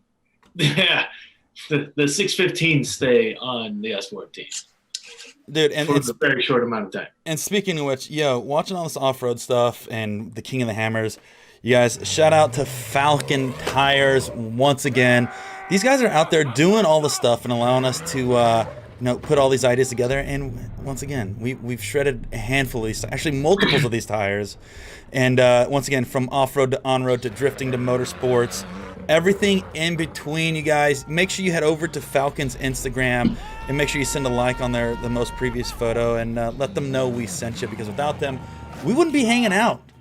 Typically in self-quarantine, we'd probably still be kind of like hiding in bed or not getting dressed, right? So we have to give a shout out to Falcon Tire. Big shout out to those guys. You know what? If it wasn't for Falcon, we wouldn't be getting any Baja updates. Ooh. Oh, speaking So of updates, speaking of shredders, dude. Hey. we got Mr. Chris Forsberg joining the chat. What's up, Force. What's Man, up, the Chris? myth, the legend. Yeah, Dude, what's up, Hello, Forrest? everybody. Wow, we got the whole gang here. dude, it's like an old school family reunion, dude. I'm telling It you, I got is. the squad back together. Yeah, I like that. Dude, this Corey, is how are you driving your car and talking in front of it at the same time? Dude, it's self-confinement, dude. It's a CGI. I learned from learn her new how to- tricks when you're in quarantine. Yeah, it's Yeah, all- apparently. it's Yeah. all CGI. Chris, how you doing, man? Long time no see. I feel like Yeah, I know, man. It's been a minute. Like, I think SEMA was the last time we hung out, you know? just like the a brief hit. age-old, punching bag evening. So, but, Hurt and I and a couple of the other guys, we have a long-standing SEMA meetup that will go on forever, at least until I have arms. On my body. That we meet up at a punching bag game, and we try and break that thing off the wall all night long. And it's a good time, man. It brings us all back every time. Yeah, it's definitely a good time, man. So if you don't know, this is Chris the Force Forsberg, multiple time. Three-time drift champion. Yes, 3-time Formula Drift champion. He's an absolute savage behind the wheel. Arguably one of the best drifters in the world. He's been in the game for a long time, and he's also one of the nicest, most humble guys you'll ever meet. dude. So Also, welcome Chris to the chat. also one of the first guys to put an SR20 in a 350Z. Yeah. Oh man, you're throwing it back to Sears. Dude, Back to Sears? this is innovator right here. This is Drift OG, Drift Alliance, 3-time Chris Forsberg. We could just do that full intro for 6 minutes on this dude. For an hour straight. Yeah. Let me tell you a quick little story about Chris Forsberg. So for me, like Chris Forsberg actually plays a big role in my drifting life because Same. in like 2007 or something, or It was, I don't know. it was 7. It was 2007 or some way back, 2010, 2007, somewhere around there. I was really getting into drifting. It was my first time at Formula Drift Atlanta. I just had been going with Beard Life, and I just walked up to Chris and I said some nice words. I loved everything he did. Drift Alliance was cool. And I gave him a Beard Life sticker, and he actually put it on his competition car. And that just blew my mind. But while blowing my mind, it inspired me to just like really push and chase this dream. And here we are today. He's a multiple-time champion, and I'm just a dude talking to a multiple-time champion. No, that was fun, man. I'll always remember that. Yeah, you cruised up, and you're like, "Yeah, I do this thing. It's called Beard Life. You got a beard, and I got a beard, and let's be beard pros." Good enough for me, pal. I like your attitude. Dude, But so sweet. yeah, that was cool, man. It just kind of like took off from there, you know. And that's like the cool part about drifting. It's approachable and like-minded people hanging out and having fun, and it's the whole. I don't want to say like spirit of drift, but it's cool people, engaging with each other and having fun. Yeah. That's the whole name of the game. Yeah, we were Brought talking together by mutual interest. It's fantastic. and that's what we were talking about yesterday too, is because we were talking about going back to 2012, 13 Hoonigan days. It was like we were discussing this yesterday. It was like I remember Hurt approached me at Vegas Drift. Scotto knew you. And Hurt got together and talked about, and so that's one of the reasons why I actually became part of the Hoonigans, was between your relation with Hurt and Scotto, and just how that. So it's like how this little group kind of just always goes their different ways in the automotive world, but still ends up. So to tie that in even further, It's all orbiting. Yeah. to tie that in even further, because of my friendship with Chris Forsberg, I think it was his championship year. I went to his house to party, and that's actually where I met Scotto. And we were too drunk to remember that we met each other, but we were tagged in mutual photos. So like that moment kind of led to me getting to Hoonigan as well. Well, you're very welcome for. Thanks for life, Forsberg. We large of a party to house, and the cops only came twice. So. and on that party note, the time where I met, I think it was Scotto, was at the Oak Tree Inn after Irwindale one year. We had like 2 or 3 rooms on the top floor, and it turned it into a big party from room to room. At the hotel that we shut down? I think it was. No, that wasn't. That was that was the time you got me in big trouble, Hurt, because you and I wanted to take a nice photo together while people were downstairs destroying the hotel, and we got blamed for it because we took a picture and someone posted it, and they're like, "This is them. It was these two." Oh man! Like what? We clearly weren't even there. Yeah. Oh my gosh! Good times, man. Good times. Yeah, man. Yeah, it's crazy where it all started, and especially you, Forsberg, because you got in the Formula Drift day one, right? You're day one OG. Yeah, day one. So it was 2004. Atlanta was the very first FD, and it was cool because got out there and we had the SRZ, and I was driving with MotorX at the time, and no one knew what this was, and just being at that event itself felt like a win to land a couple sponsors, enough to cover transport and drive across the country, they shipped the cars, but saying like to arrive on the other side of the country to compete in this event with guys like Reese and Tanner Tanner wasn't there yet. I'm sorry, Sam, Dai, Ken Gucci, all those guys, and I mean we were just like nonstop, just trying to have a party, have a good time, and we still landed on the podium, first round ever. So it was it's cool to like be a part of it since day one. And talking about day one cars, how simplistic were they back then versus now? Well, half the field I would say were pretty simple, and then there was a couple wild cards, right? And so just like today, just on a grander scale, like my car was stripped down, had a roll cage, had the SR, but it was still a very much stock SR, making like 400 horsepower and stock transmission, things like that. But what was I going to say? You had Reese out there with like a full GM effort. And he had like a 500 horsepower LS engine, with the GTO, and he had like custom steering knuckles and all this other nonsense, Lexan windows. And we're like, what is up with this guy in his race car, And, Sam was in that competition coupe, but then you had just like a pile of 240s with SRs making like 350 horsepower. Dude, one of my favorite moments, like talking about the early years, and we have a running joke that I went to the first Formula Drift event in 2001, right? Yeah. Which it didn't start in 2000, it started, what, 04? Yeah. Okay, so I said I went to the first Formula Drift event in 2001, which doesn't exist. But if you guys want to laugh and get an idea of where this sport as a whole is elevated to, look at Road Atlanta 2004, 2005 on YouTube. And the competition was almost non-existent at the time. And what I mean by that is just the proximity, the tandem. It was still brand new. It was green.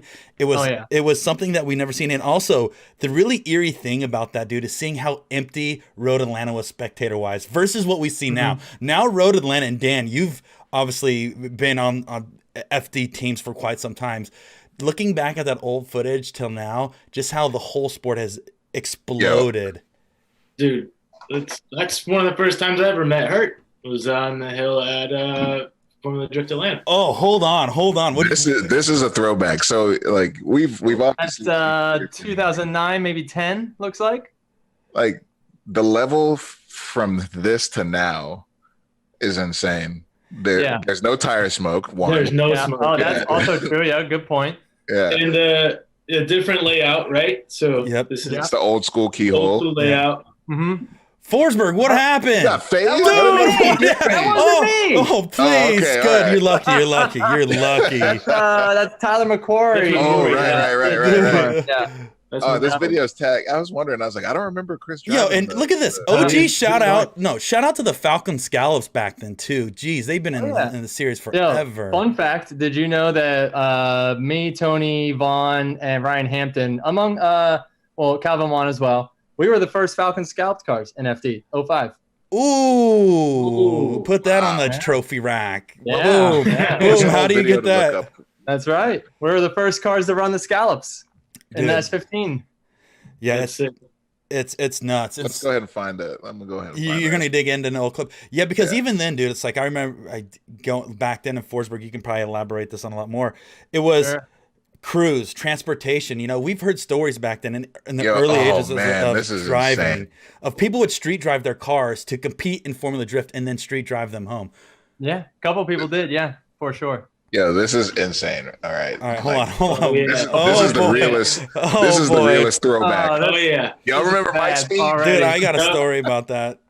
All right, let me pin Chris real quick. Even Zach's gonna appreciate this. Man, this is way back. Dude, look at the video quality. Look how far we've come in video quality. Wait till you see this car, Zach. I don't think you've ever seen it before. Oh, Zach is not ready for the. No, Zach, you're not ready. This is it, dude. Look at those graphics. Yo, honestly, I think we're behind the times now. Yeah. There it is. Yes. That's right up your alley. Oh, dude, look at those chops. Look at there's the man right there. What a stud, dude. Oh my God, Chris, how good did that feel for you? Because I know you're just one of us. You're one of the scummy drift kids who worked his ass off to get to where he is today, and you got wrap your car in the Falcon livery with the suit and everything. How good did that feel? Well, that's what I'm saying, man. Just like getting to FD back in like '04, and then just being at FD in '04 was like insane. And then the very next year to be offered to be on the Falcon Motorsports team, where the first cars with the blue and green. Yeah. They're like, we're gonna do a brand new build with you, which turned into Kevin and I did a brand new build and had to build that thing ourselves. But anyway, it was insane. And so it like I said, just going to every round just felt like a win already. And yeah, we're just a bunch of dumb drift kids trying to have fun, as you can see in our bad as hell videos. All right, we got Chris Forger coming in, big initiation coming in. Yeah, so Zach in the back. This car was so hard to follow because it was incredibly slow. Yeah. Just like Shout out to Florida. Yeah. Oh. Yeah, and see, I blew it right there. I dipped my rear tire in the dirt and looped it out. I caught the berm on the inside, and it just spun the car. That was like one of the first times dealing with like big berms and the cars. So then I had to chase, and I think he blows it, and we got it one more time. Trying to remember what happened here. Dude, Forsberg airborne. Trying to close the gap. This is like, it's a mess. This was FD 15 years ago. Yo, I cannot believe it. Who could get around the track? I cannot believe this. This looks like a day at Grange. But hey, man, like Hurt, you're really digging for like the nonsense. There was some good drifting back then. Okay. Yeah, I caught that berm and it pulled the front end around. But yeah, there was some good driving. You're like really getting all the good shit. I only brought this up because you talked about the S15, so I was like, oh yeah, shit, yeah. I forgot all about that. Let's go ahead and bring that up. But No, just to show how different the driving is. Yeah. Well, the shortcut was my favorite part there, Chris. That shortcut was so sick. That's what I do in Forza all the time. There you go, man. And the S15, it was right-hand drive, and so like I hated driving right-hand drive, and so I'm like constantly trying to like adjust for that. So like I made a bunch of driving errors like this year in that car because like I'd come around a corner and like miss a shift and like miss the e-brake or something just randomly. It was like stupid stuff like that I would constantly do. So, but yeah, look how far away we are from each other. Yeah, but this is considered tandem back then. Oh, that was full on tandem. We're in the same corner together. That's an improvement. Also got to take. He did it again. Oh my god, dude! He wants to head to the car show, dude. The S15 was kind of a new car then. Yeah, I mean, this was 05. Those things were made till what, 2004 or whatever? Yeah, that's kind of crazy. Man. Yeah, it was a pretty new car. So, but I mean, that was Mike Peters with that Camino was a tough chase because it was easily the slowest car because it was super lightweight in the back. There's no speed or grip in the car with the pickup bed, and also it's just very, very long. So it was a tough car to chase. Hey, and real quick, hold on, Hart. On that topic, on the S15, did something crazy happen to the S15 Forsberg? Did that thing?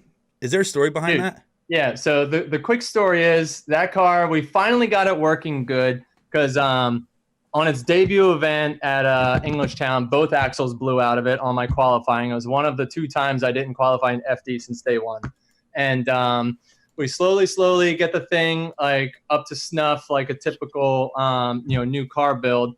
And then like it was pretty good by then by Sonoma, but then we get to Irwindale.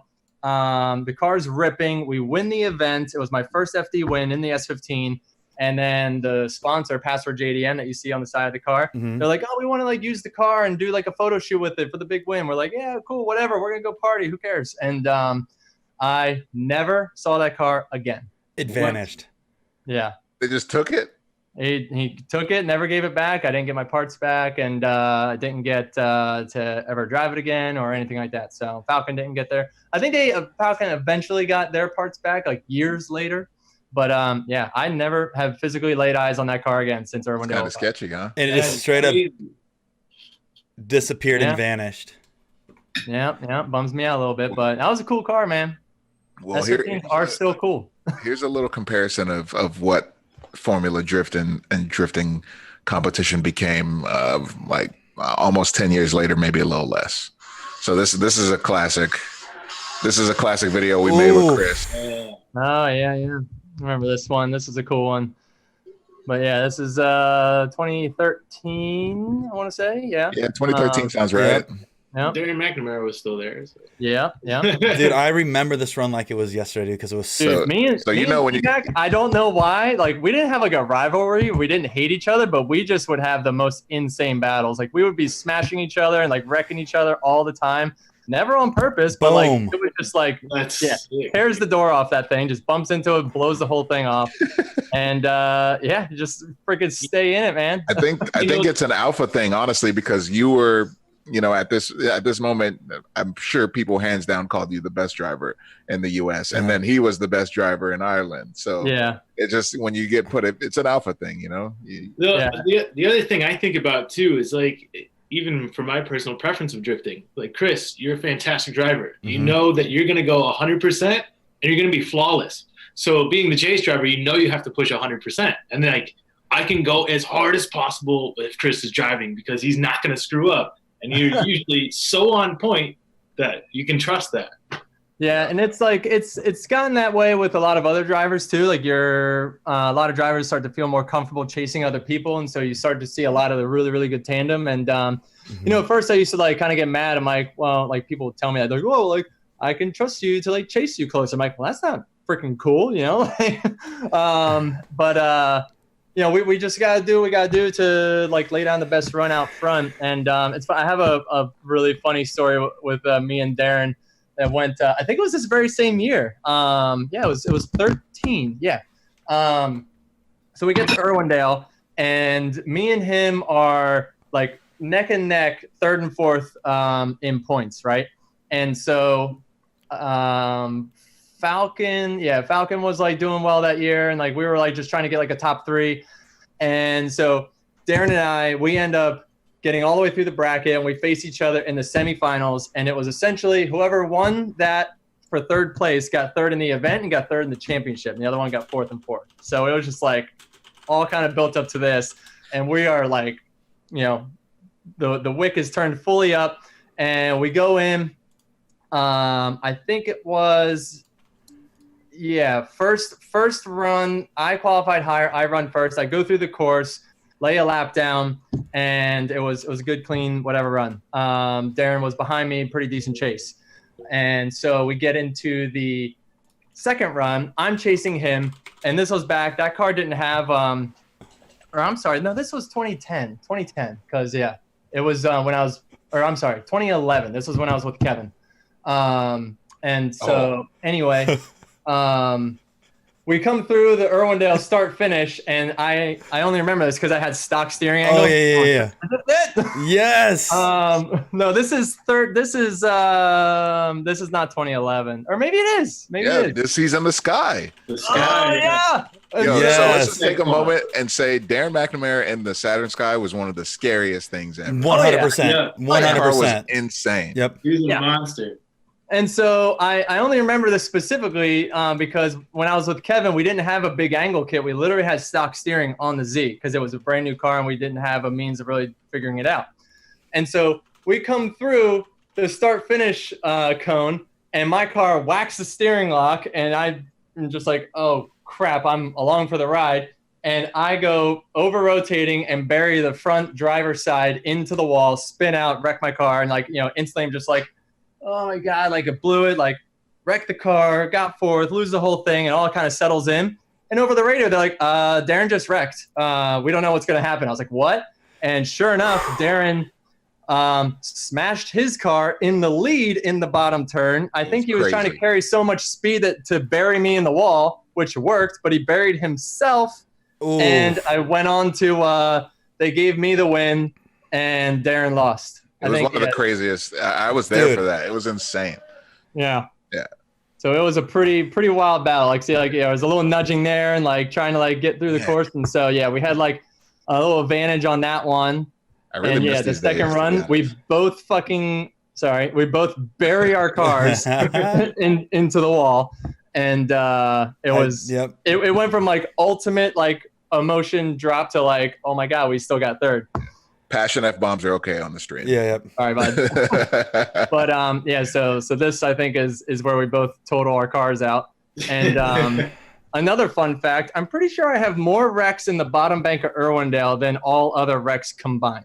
Didn't you Good just have intense one? layout. Didn't you just have Yeah, one yeah. recently? Like, Yeah, I smashed it this past Irwindale. God, dude. Oh, yeah. We come in like off the trailer like full guns blazing and paint the wall all weekend long, and it always catches up to me. dude, but it makes for the sickest runs in the history of drifting. It's dude. like, yeah, because we're either like running for a championship or we're just like out there like who cares, like type mentality, you know. And so like we usually end the year at Irwindale with the exclamation point for sure. Dude, it was all queued up. What happened?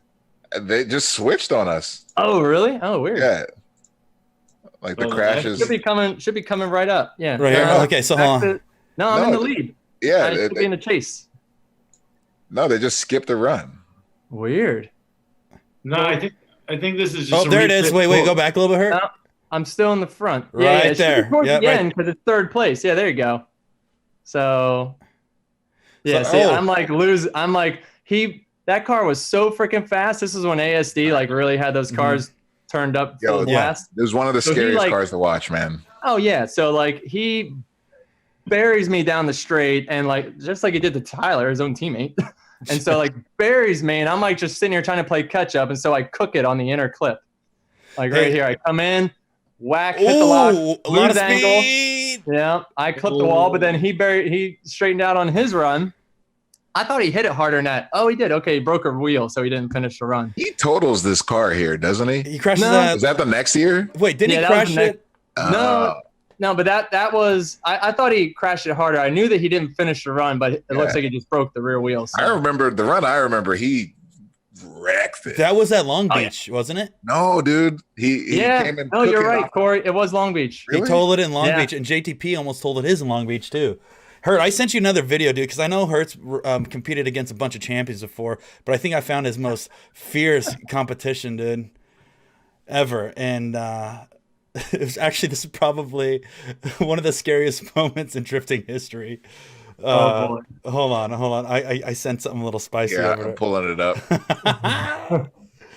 This Oh, is buddy. This is Oh, when. this is hold the on, heat hold right here. on. So Force has taken out some of the top tier champions: Von Gittin Jr., Tanner Faust, JTP, Daigo Saito. You name the biggest, baddest dudes. This might be the ultimate competition right here. This is at this moment. You know, Chris was shaking in his boots. Dude, at this moment, I was pulling a Sarah Price. I was pissing on the floorboard, dude, because I didn't know if I should even be here right now.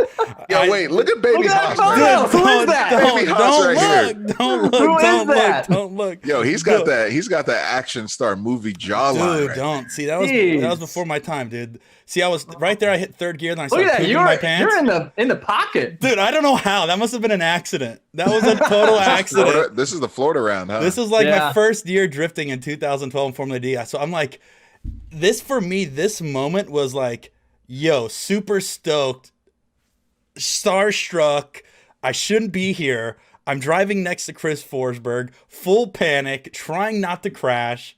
But this moment led up to a lot of things, especially for me, because coming out here, and then you can watch Forsberg. I don't even know why they replay this. Look at Haas, just throw it down.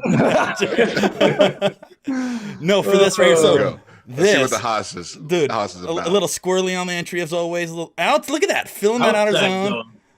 Forsberg coming in. I'm still probably pooping still, coming in, looking for the inner clip. And then I remember the audio for this. The audio's like, and that's why Forsberg's a true champion. I'm like, oh, fuck, I just hand it to me. Just hand it to me.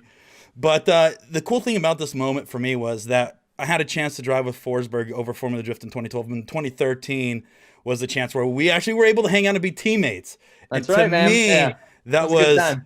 literally one of my highest moments. Not only that for Chris being such an amazing friend and mentor to me, but it was just to finally see what a true professional operation looked like. Because before this, the inside joke when we were building my drift cars was wood screws and duct tape, dude. I'm pretty sure my drift car was the only drift car that was constructed with a box of Harbor Freight wood screws and duct Yeah. tape. When we rebuilt that car, I removed more than one wood screw from it, and that is a fact. it was my car was a sketch ball, but yeah, that may was or may not have been holding down vital components. We'll leave that part out. yeah. So that was just a fun moment for me, dude. I had to share that. This is the crash I was actually talking about. Oh yeah. Oh, He was supposed to win that event. He was Yeah. destroying it. So that was what 2010. Let's see. The video was posted 2014, but I don't know what. 14? Yeah, I couldn't tell what year that was. Yeah, there was 1 year. Oh no, it was that was 13. So that was 13. And yeah, that year was like there was 6 people that could have won the championship, and every one of them crashed out. Yeah, it was pretty wild. Almost won it that year. Remember? Yeah. He tagged the ball. Dude, that was heartbreaking. That was heartbreaking, man. Yeah, because Daijiro won it that year, and it was like Vaughn had a shot at it, and he blew it. Well, Dai blew it first. He was in the lead, and Dai blew it in like top 16. And we're like, oh my god, like Dai just knocked himself out, and like now it's like up in the for air. grabs. yeah. And then like second place, I think it was Vaughn, and like he crashes out or something, and then like Behind and Pat went Mordaunt, to- I think, right?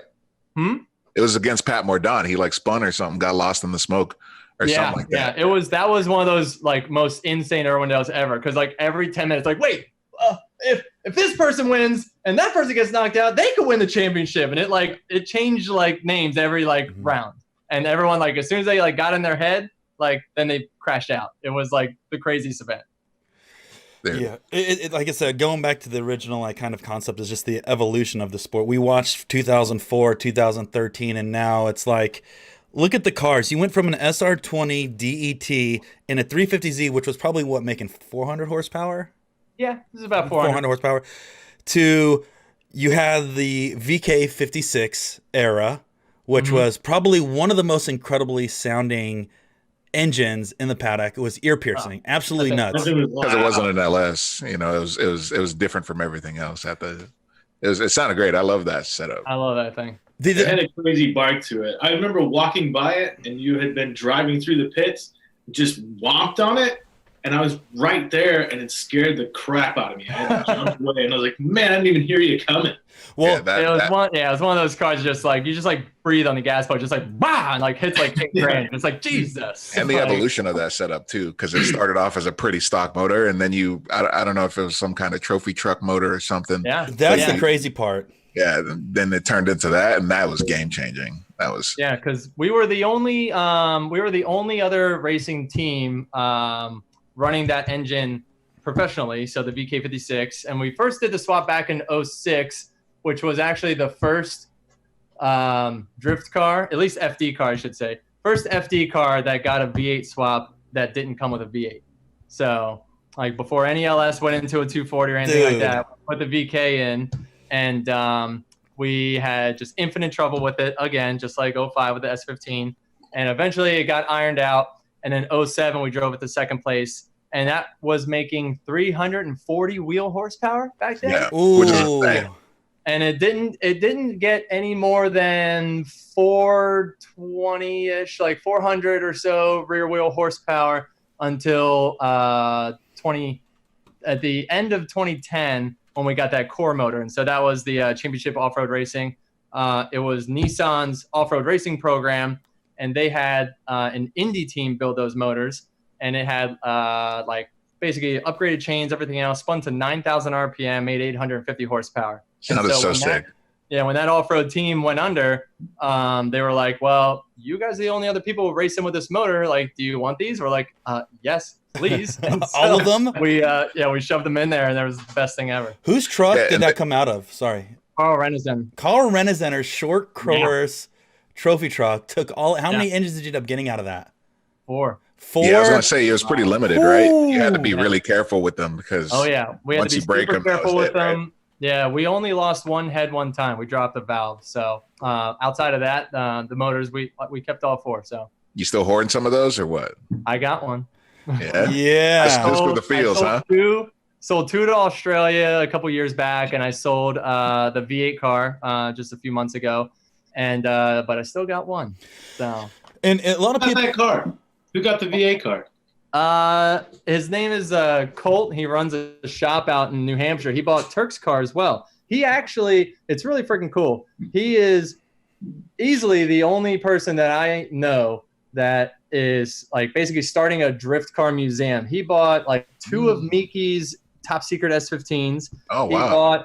He bought the original Mazora Signal Auto color changing R34. He has my V8 car. He has Turk's Pro, the GT86. He has he found Kazama's S15 and bought that. No. Yeah. So this dude's got like 10 of these cars that he's building this little collection. He runs a it's called Redline Restoration, and it's a restoration facility. I did a garage tour with Valvoline there. It was like episode 2 or 3, season 1, where I drove like that old school Ferrari, and there was like Barracudas and things like that in the shop. But they have like dozens of classic cars there that they rebuild, typically like period correct, and they'll like sell them and or do it for customers. Like they'll bring them their car and fix them, and then they give it back.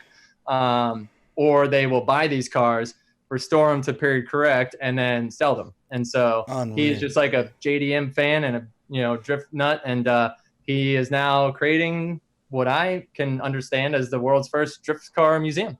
That's sick. Dude, we got to get that man on the stream to do a shop tour to check out all the collections that he's been building up. That'd be cool for us if you could put him in the plug so we can see your old hot rods and the other collections that he has. Dude, this is drifting in a time machine. Yeah, really. Like you can't think of anyone else that's in this era today. That'd be so sick. Yeah, I know. I'm really into it. I told him he's doing the Drift World a service. Yeah, he said the Kazama car is really hard to find, but he got it. So that's cool. Awesome. He's trying to collect like a bunch of like championship level cars. So it's really cool. Just like, and he got the your banner in the background. Remind me, he got the freaking Evo from Team Orange too. No way. Yeah. That's Tanaka's old car. Yeah. Dude. What a stud. Yeah, he's cool. doing. Yeah, I'll get you guys linked up with them. Yeah, he's doing the Drift World a favor by doing that, because you see a lot of the cars, a lot of these old, historic drift cars that have made a scene in their particular era just sit and rot sometimes in the back. Yeah. And, or they'll like get pillaged, all the drivetrain and parts will come out of them, and they'll just like scrap the chassis because it got wrecked 1 or 2 many times. Yep. So yeah, it's cool to see them, like kind of living on in their condition. So and I had one other question for you before we move on up the VK56, because a lot of people ask, why did you move away from that platform? What was the reasoning on why ditching that to going to the VQ and the VR? Well, the big reason was I was running out of the parts to sustain running those engines full time. So I either had to like reinvest into that engine and, get pulleys made, chains made, tensioners and things like that, and like start having things like replicated and copied. And the pricing was like really, really high. It was all proprietary stuff. Nothing would transfer over. And so I was kind of getting caught in that window of like paying to keep the engine alive. Right. And there didn't really see much of an aftermarket for it. And so, yes, it was a very successful engine program, our most successful engine program. And I was changing teams at the time. I was trying to move back to California and get established back out here. So the changing of the team, the running out of parts and things like that just seemed like the right time to do a new engine program, and one that I felt that I could get more support on, using off-the-shelf parts, like getting companies like Brian Crowder and SuperTech more involved with the program, and Nissan as well, trying to get the engine that came in the car back in the car was the idea. And so we did the VQ, we did the twin turbo. Turbo technology is by far better than ever, versus like we have like anti-lag and nitrous like tuning is really, really good. So the drivability of the turbo cars is obviously fine. Look at the past however many champions, they're all turbo cars. Right. And so you kind of put all that together, and it seemed to make sense. So we went that route. The problem is we got off on the wrong foot with the VQ. I'm not saying that it's not capable, but we tried many different ways, and it just was arguing with us the whole time. I think there was a couple things knowing now after running the VR, which is a very similar format, but obviously different casting. It's like basically version 2, for lack of better words. It's a very similar overall dimension and displacement and layout and all that, but it's a completely different casting design. It's a completely different casting density. It also is like factory closed deck versus open. Many different little things that all add up to a block that can handle 2,000 horsepower versus a block that basically pushes head gaskets at 800. So you look at like, a bunch of the guys that have tried the VQs over the years, and most of them all have head gasket issues. And there's not many people in the world that have held 800 to 1,000 horsepower in a VQ more than like a weekend. And so like one weekend of drifting is like a year of drag racing.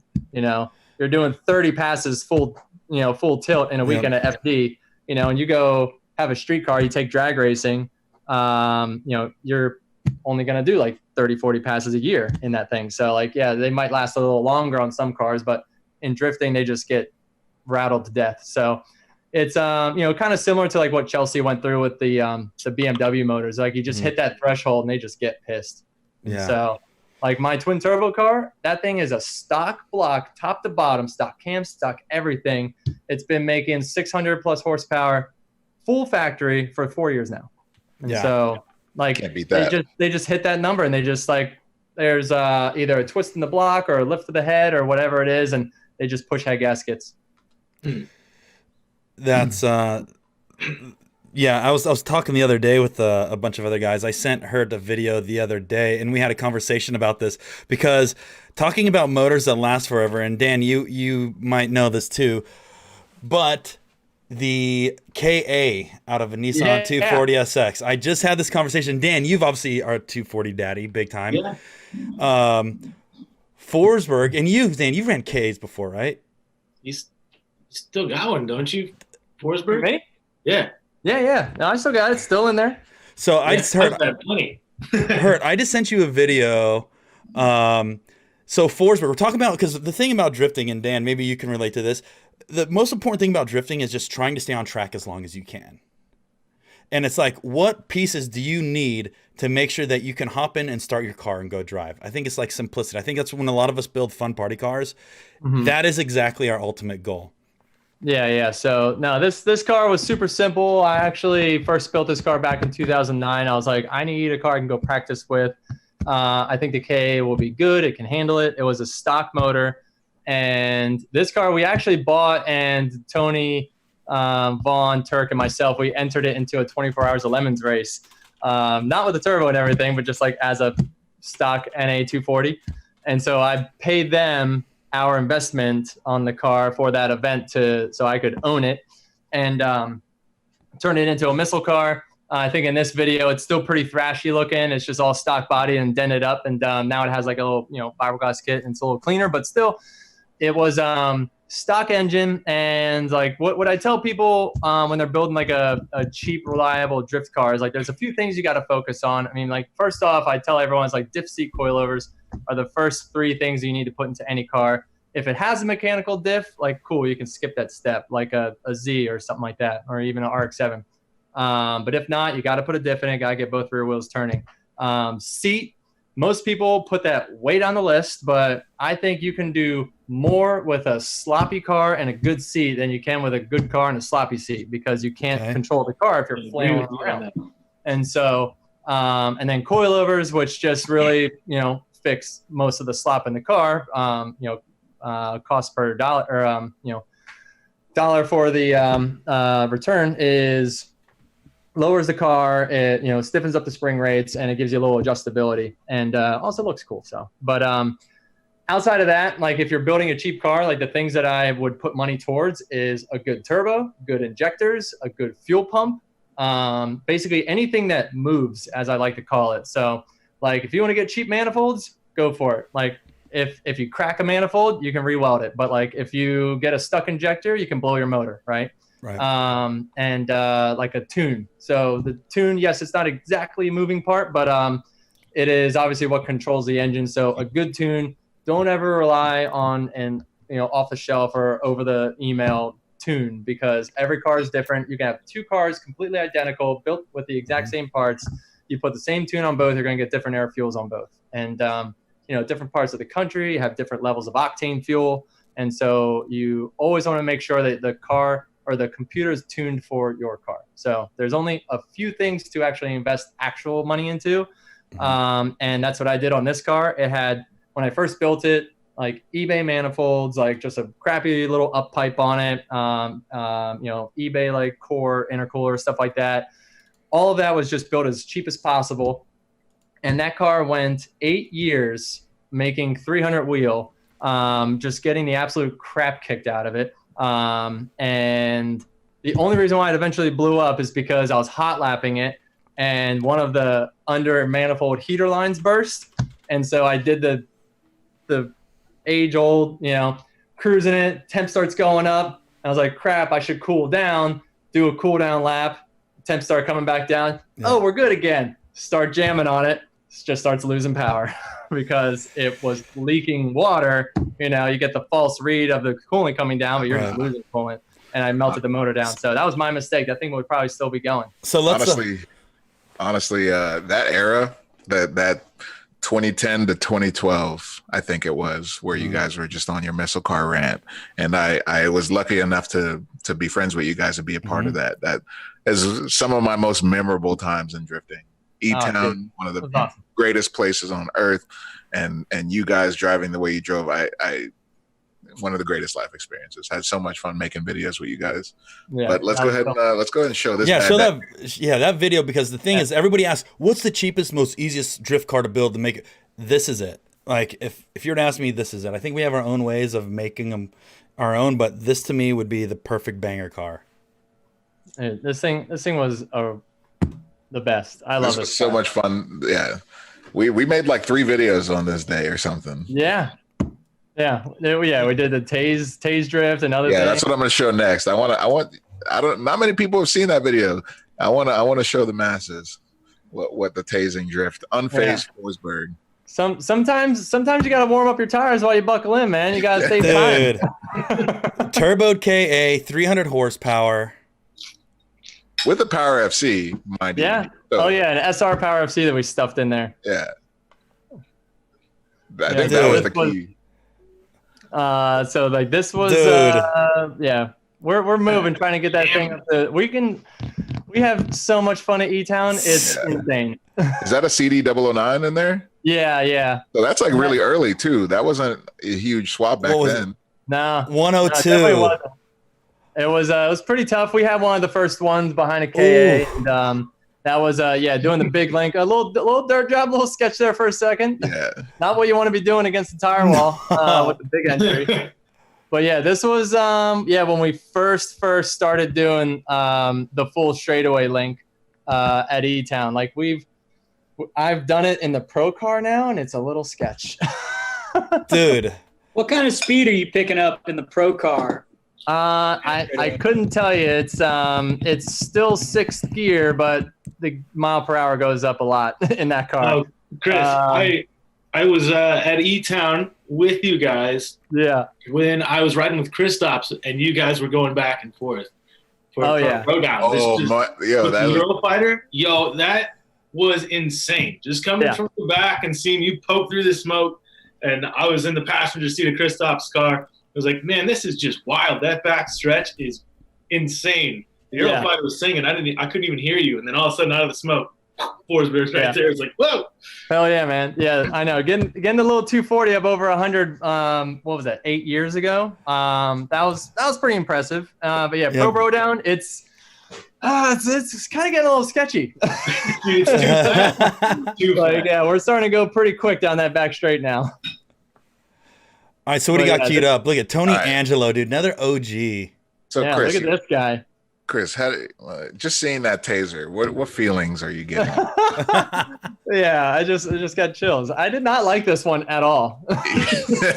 So this was your guys' funny attempt to try and screw me up driving. And, so the backstory behind this is Chris never messes up. So we're like, all right. I think part of it was Tony's idea because you guys have been friends for such a long time. So he's like, let's screw Chris up. Let's see if he can drive through some messed up stuff.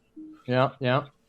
So You can just hear the enthusiasm on your voice right here too. Yeah, this is a great idea.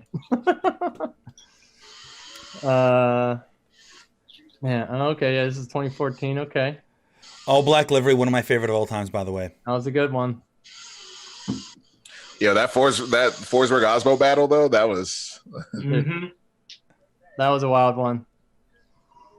Look, I'm Chris Forsberg, fucking jackass. I think an F-bomb came out 2 seconds later. yeah. There's a bunch of them in this. Oh, I bet. Yeah, a lot of bleeps. This was before we bleeped. Oh, really?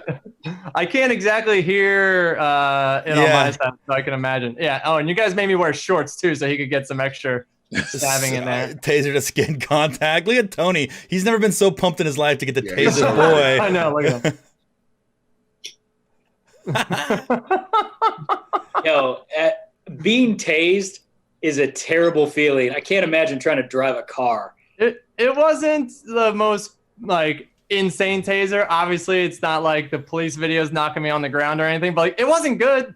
Regardless, it sucked completely. You know, we weren't trying to like injure ourselves, but like, yeah, he was like right in the kidneys there. Oh, that's right. He totally zaps himself right there. And look at that brick GoPro on top of Tony's helmet, dude. That's half the size of Tony's helmet. Dude, The old two. This was so much fun to make, and then editing this was so much fun. yeah, chat, should we bring God. some more stuff like this back? I'm telling you, go and dig into some of these old videos that we've been doing, guys. Like, this is some living some moments right here. Like you can see, like just in his reaction, it's like real deal. Like he can't even hold on to it. He keeps zapping him. I was loving it. And real talk, Tony's one of the toughest guys I've ever met, dude. I would never want to get punched by Tony ever in my life. And so him to react like that is like a big deal, dude. Tony's is made of brick for sure. Tony punched me in the arm one time, just joking, and it sent me like through a wall. Dude, every time like Oh my I shake God. Tony's hand, he tries ripping my arm off. I'm like, all right, Tone, I'm not going to pound your hand. I'm not going to shake your hand because you're going to destroy me. So let's just go hit the punching bag before we hang out. Yeah, right. Yeah, That's go what it's get it done. out. Yeah, go Don't get it out. touch Dude, it's such a cool moment, man. This one, That- yeah. This is the best Straight one to right the here. heart. Yeah, it's right to the chest on this one.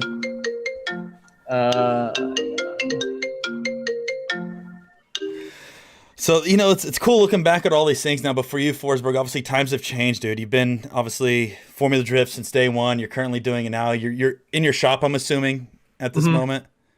Yeah. So I know with everything that's going on, it's like I've been putting in some extra hours on my end because I can't bring the crew out. So we got Jimmy out in Pennsylvania, we got Darren out in Ohio, we got Russell who was actually just trying to call me there. I don't know if I came through, but I had to shut that off. But and he's out in Texas, and so I can't bring the guys in to help finish the car. So it should have been done about 2 weeks ago as per our schedule. But since I'm essentially like I was gonna get the motor, about 2 weeks ago, and then bring those guys out, and then like the 3 or 4 of us would have knocked out the last bit of work in just a few days, right? Drop the motor in, hook all the plumbing up, the rest of the wiring, some suspension stuff, and this, that, and the other. But since everything got locked down and they're unable to travel out, we can't just like let the car sit. So I have to finish it, and I've been basically putting the whole car back together here at the shop, like just after hours, just trying to get it done. So it's been kind of, I obviously like working on cars, as you know, Corey. It's your favorite thing to talk about. But it's so should have been done 2 weeks ago, but since I'm like almost like Lone Rangering it, it's been a little tougher to not to say stay on schedule, because there is no schedule. I shouldn't say it's tough to stay on schedule, but just put in the hours where I can to make sure that we're ready for whenever things come back together. So it's been a little weird. So I'm just like out here, just like working on the thing till like midnight, 1 o'clock, and just trying to stay smart and stay safe and all that at the same time. But on the same end, we can't like let our partners down. So. Right, and for us, like obviously we want to see the shop here in a moment if you can. Sure. But you did bring up how things are kind of in hiatus for you. So how are you kind of preparing for the season and what you're looking forward to most? You have a little bit more time to develop and work on the car, but how are you kind of like getting through, having some downtime, which doesn't happen very often for you. You're usually like full throttle 24/7. You're one of the only dudes I've met that's like doesn't stop. I have a really, really hard time keeping up with this man. Not only that, his flexibility is probably the best flexibility I've ever seen. In his high kick game is better than some 80s rockstar. But what is kind of like your prep leading up to this year as soon as we hear that FD's coming back around?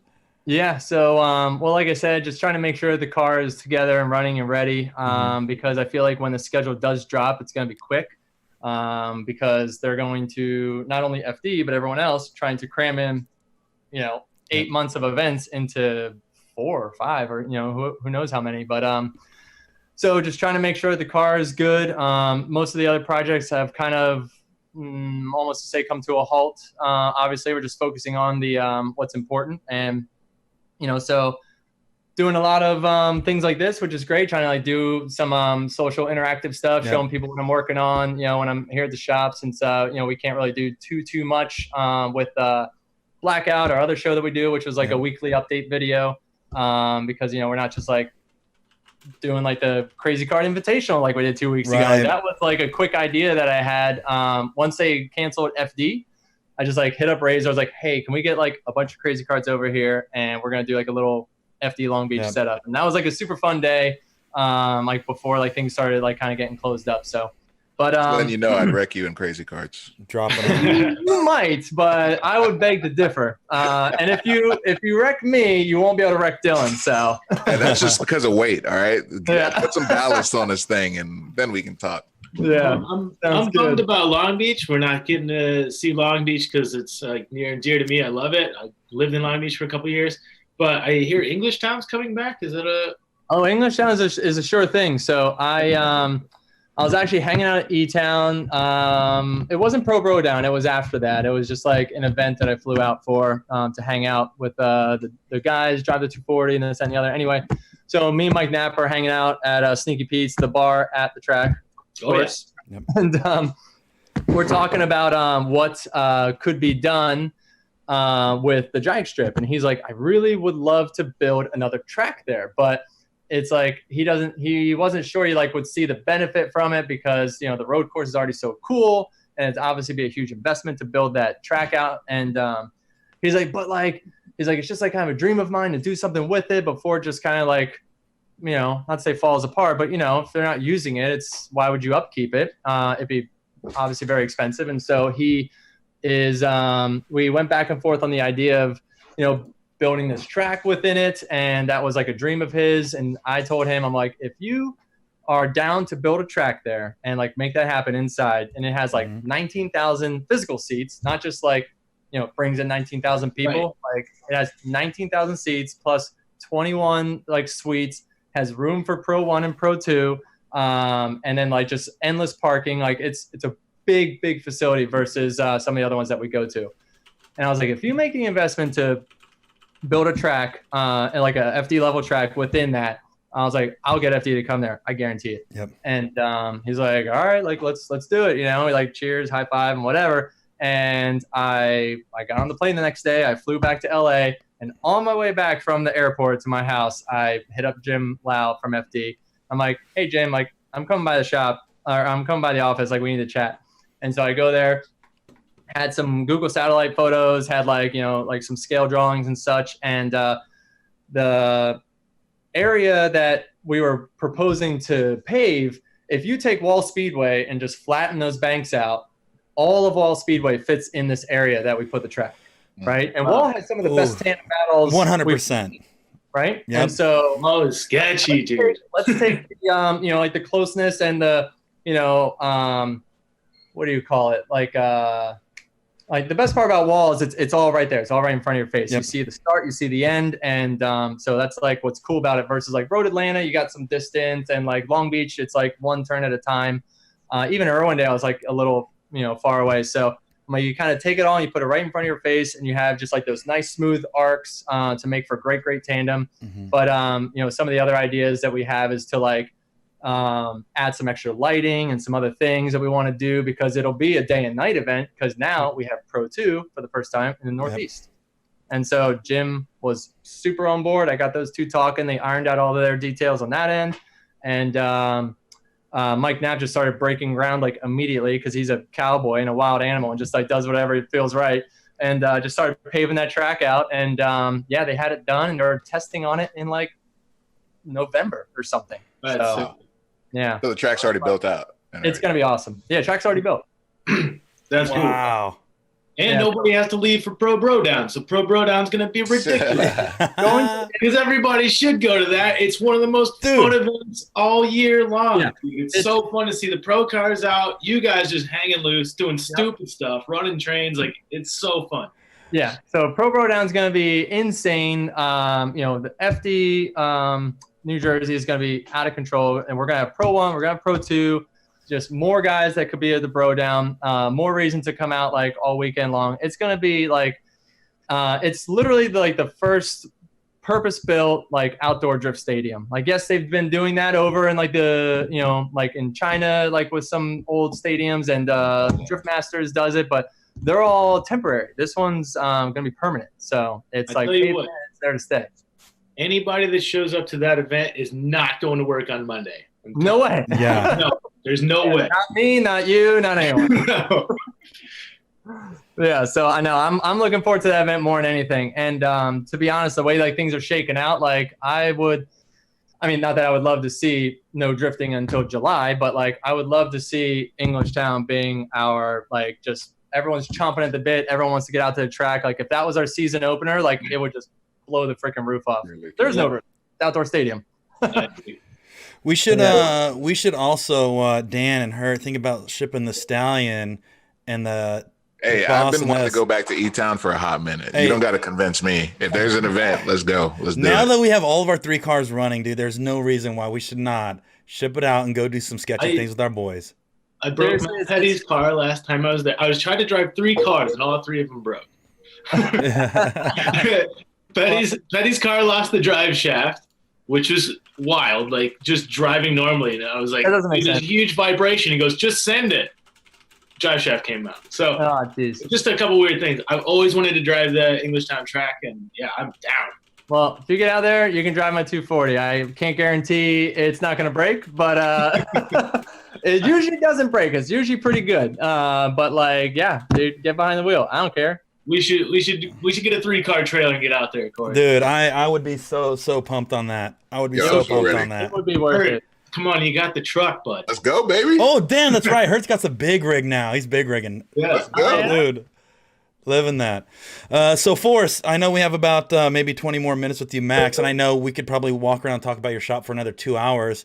But show, because you just recently moved. You've been going from shop to shop, and it seems like you found kind of like your final spot where you'll be building not only your car, but it sounds like you got Dylan Hughes' car in there. You have a fab shop, and you have a couple other cool drift collection of your own.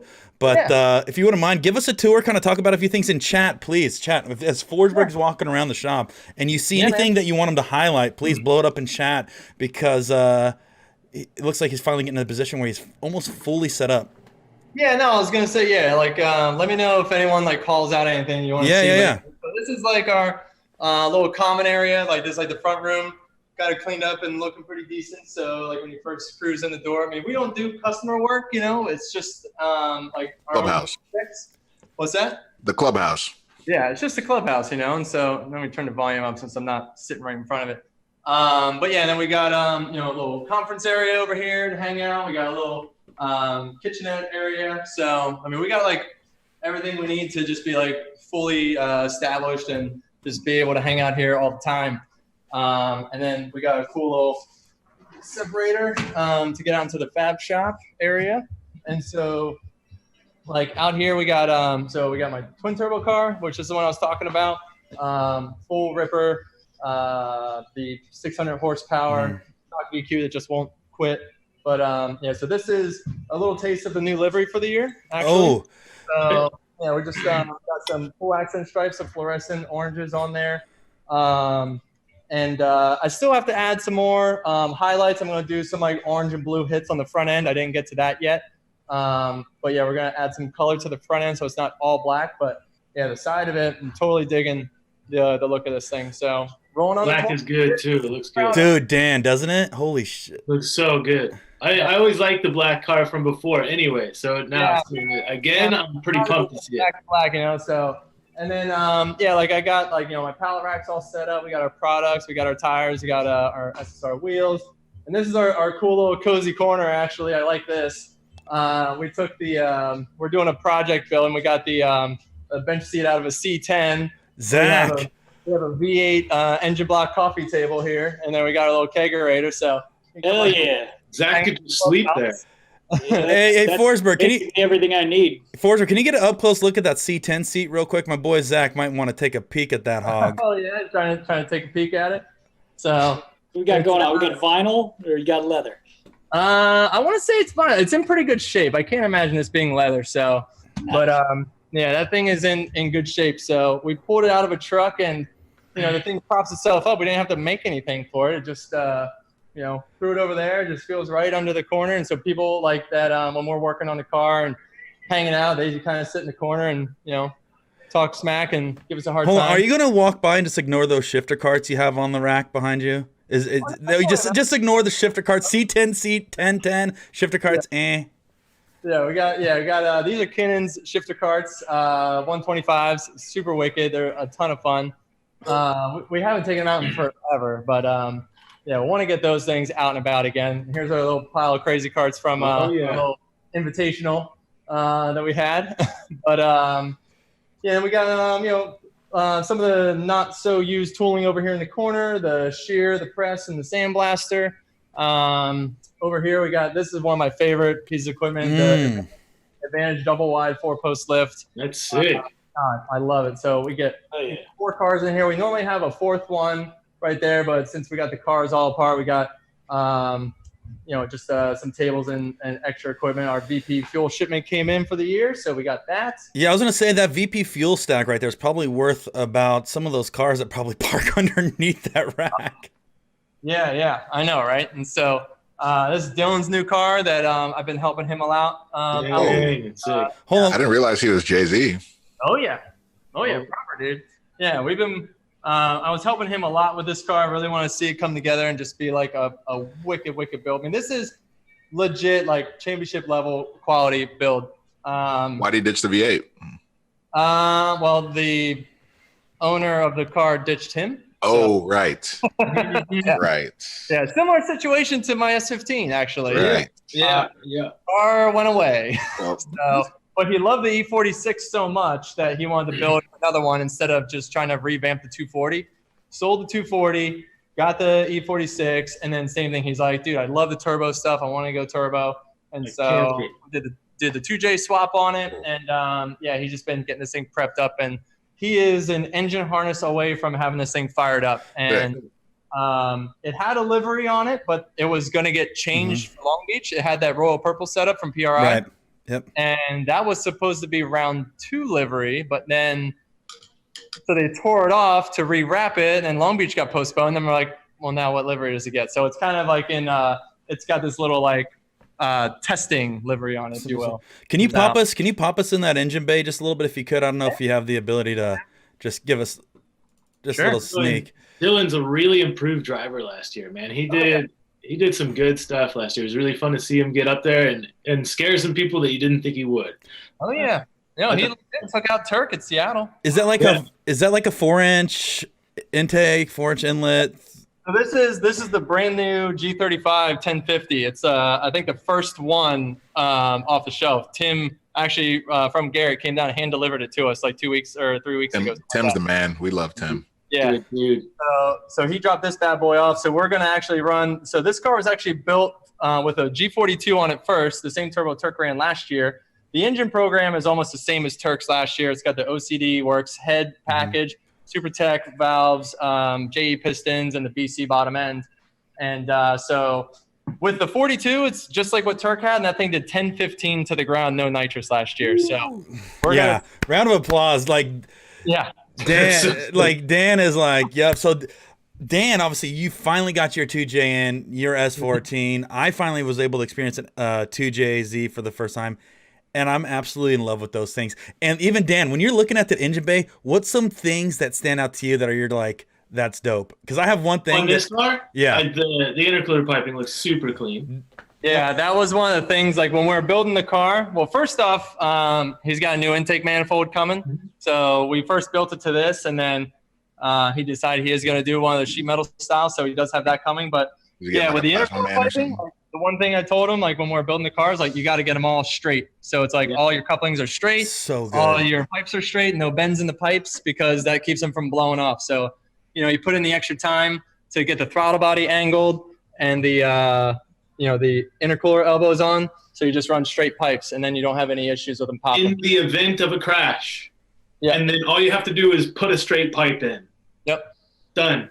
So No good. custom stuff needed. I mean, I know, like having the pipes running all around the sides and all that, you're just asking for trouble when you get into a side impact. So right. yeah, this thing's super clean. I love it because it's like, my car's been like revised a bunch of times, but it still has some like old characteristics in it because it's such an older chassis. Not the chassis itself, but the build from day one. So we're like always like redoing things every year. We didn't go clean slate with it just because it's such an extra cost to go clean slate so often. So with this one, it was like, we got to really be like, oh, like, don't put that there, put that here. Like, let's put that here. Okay, well, think about where this is going to go. And like, it just really tied together really nicely. So this car is just like super, super clean. He's got a lot of cool aspects about it. Interior, just, super dialed, looking really nice. Recaro seats and all that, of course. And then What the rear. gearbox is he running? What's that? What gearbox? This one's a 4-speed Andrews. So Okay. like the cool thing with the back of this car that he did was actually kept the rear window instead of doing the same old half window that everybody does. Right. Kept the rear window, the fuel cell and battery and everything's in there. And then he made these mesh rear windows that you let the air in through the side. And then these actually, you push these in and the window will pop out and you can pull your nitrous valve out. Whoa. What? Yeah. Man, Dylan's a monster. He's such a good fabricator. Cool. Yeah, that's really cool. I know. Like, I don't want to steal his thunder, but all I can say is that he designed and built all this. But I was trying to show you. That's sick, dude. I don't know. I don't want to mess it up, but Everybody respect I that. want to show you how good this guy's fabrication is. So, yeah, there you go. Push those buttons, and that pops out. And then there you go. He's a monster. Yeah, That's a pog right there. super Yeah, I'm just going to put this right in the car. He can deal with that later. He I just- don't want to scratch it one hand trying to put it back on. So, Dylan shows up, 3/4 of his car's pulling apart. What else can we take apart? Yeah, it's, I'm like, well, they wanted to see the inside of your motor, so I started pulling valve covers. I don't know. Yeah, tell Dylan that we're scrutineering it. We're just going to check everything over, make sure it's good. Everyone can check and reply. Yeah, and then just like going through all the spares, all the PBM stuff, all the BC Racing stuff, all of our brakes or extra springs, just trying to like get everything laid out on the table so you can actually physically see it, not just like digging through bins. We have our brand new Drive Shaft Shop shake weights. So these, this is the old style end. It's a 108, and then this is the new style, and it's a 130. So this is like the newest, biggest, latest, and greatest. I've been working with Drive Shaft Shop since like 06. We're actually their first drift customer ever. So Sick. Still on the same set of axles. yeah, we've been working with Frank and the team for a long, long time. wait, what are those stacks of motors up there? Yeah, I was just gonna say. So we got a pair of Turks 2Js. One is the Pro motor, one is from the street car. One's dry sump, one's wet sump. We got a Super Rad 20 right here, SR20, just chilling. And that's the V8 motor from the NASCAR that blew up. So Yes. So all good things. Yep. And so, like try and keep I try and keep all my shelving, pallet racks and everything like just super tidy and clean. Like want to be able to find things when I need them. A lot of wire racks, just getting things laid out. Like this is like Dylan's rack, parts for his car. It's pretty empty because the car's pretty together. My wire rack still has a couple things on over there. Getting the rear end into the car now. So we got our rear knuckles and upper arms off and cleaned up. We just finished putting in the new subframe and quick change into it. We have an all new quick change to run those bigger CVs now. So feeling pretty good about that. The underside of the car, I like I said, like just, since it wasn't like super clean slate, like redid a bunch of things. Like I we put a little extension on this pipe and kept this water line running nice and tight to the tunnel on this side, moved all the small water lines and fuel lines on this side, just trying to keep things a little easier to distinguish and work on when we're out on the road. So it's not a bunch of afterthoughts every time. What's the most major change you're making to your car this season? Most major change would be the rear end. So we, let me see if I can bring it down. See, I'm out here. I got my own little, hang on a sec. My freaking brother. You guys hear that? Oh yeah. Yeah. That's the get to work notification. Get out of here. Dude, Chris's playlist is fire. All right, back off. Hang on. Am I on mute or anything? You hear me? No, you're good. We're Okay. back. Yeah. So, so yeah, I was just gonna just laugh. I was like, "Here's my little personal studio here. I got my little GoPro on a stand, and dude, topics. It said leave it alone. Hang on. Dude, get out of here. It's like the best loading. What was Yeah. it? By the sea or whatever that one is. I just think it's hilarious. So that's what rings when he calls. But no, just cracking up. I'm out here like filming myself time lapsing this car back together. So just wanted to move this. I could show you the back of the car real quick because that's where we did the most amount of changes. Not only with the bottom side with the new subframe. Wilkerson helped me with the subframe a little bit, and then let me sit you guys down here for a second. Stay put. Don't fall in the trash. So we did the new rear end, the new subframe setup, and then the biggest change we did was we moved a lot of the stuff around in the back of the car because I felt that what we were struggling with last year, the car is super fast on the gas, but it didn't have enough length, enough sidewall, and enough just overall grip in the back of the car for the big angle decels. And so when the car would come into like a braking zone, the car would want to sail much more than I would like it to. And I think it's because we had a lot of our weight behind the axle to gain traction. So the further back you put the weight, the more leverage you're going to get on the back end. It's going to get a lot of forward drive, right? Especially when you're coming out of corners and things like that on the gas. But the problem is you get this like big pendulum effect when you have all that weight back there, and the car just wants to keep going. Keep rotating. So you can't just like pitch it, let it dig, and then throttle back out. So you got to kind of like skate into those zones. So what I did was I took everything out of the back of the car, and we moved the fuel cell. The fuel cell used to be back here, moved that forward. We took the cool suit, which was up there, we moved that backwards. We took the battery, which is back here, moved that forwards, moved the radiator back 2 inches to make room for it all. And it seems easier said than done, but I probably got like 2 weeks into the back of this car, just remounting everything less than a foot away from each other. But just trying to consolidate all the weight over the axle versus behind the axle.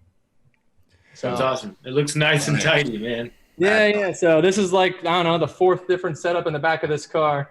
And it actually resembles what we had with the V8 car more than any other setup. And that was our most successful setup. Not saying that that's going to be the trick, but it made me think that maybe we were on the right track with that setup. And then when we did the rear mount radiator with the turbo setup for the first time, the team that did it first didn't do a very good job. And I've been kind of like back and forth with trying to figure out what the best layout is.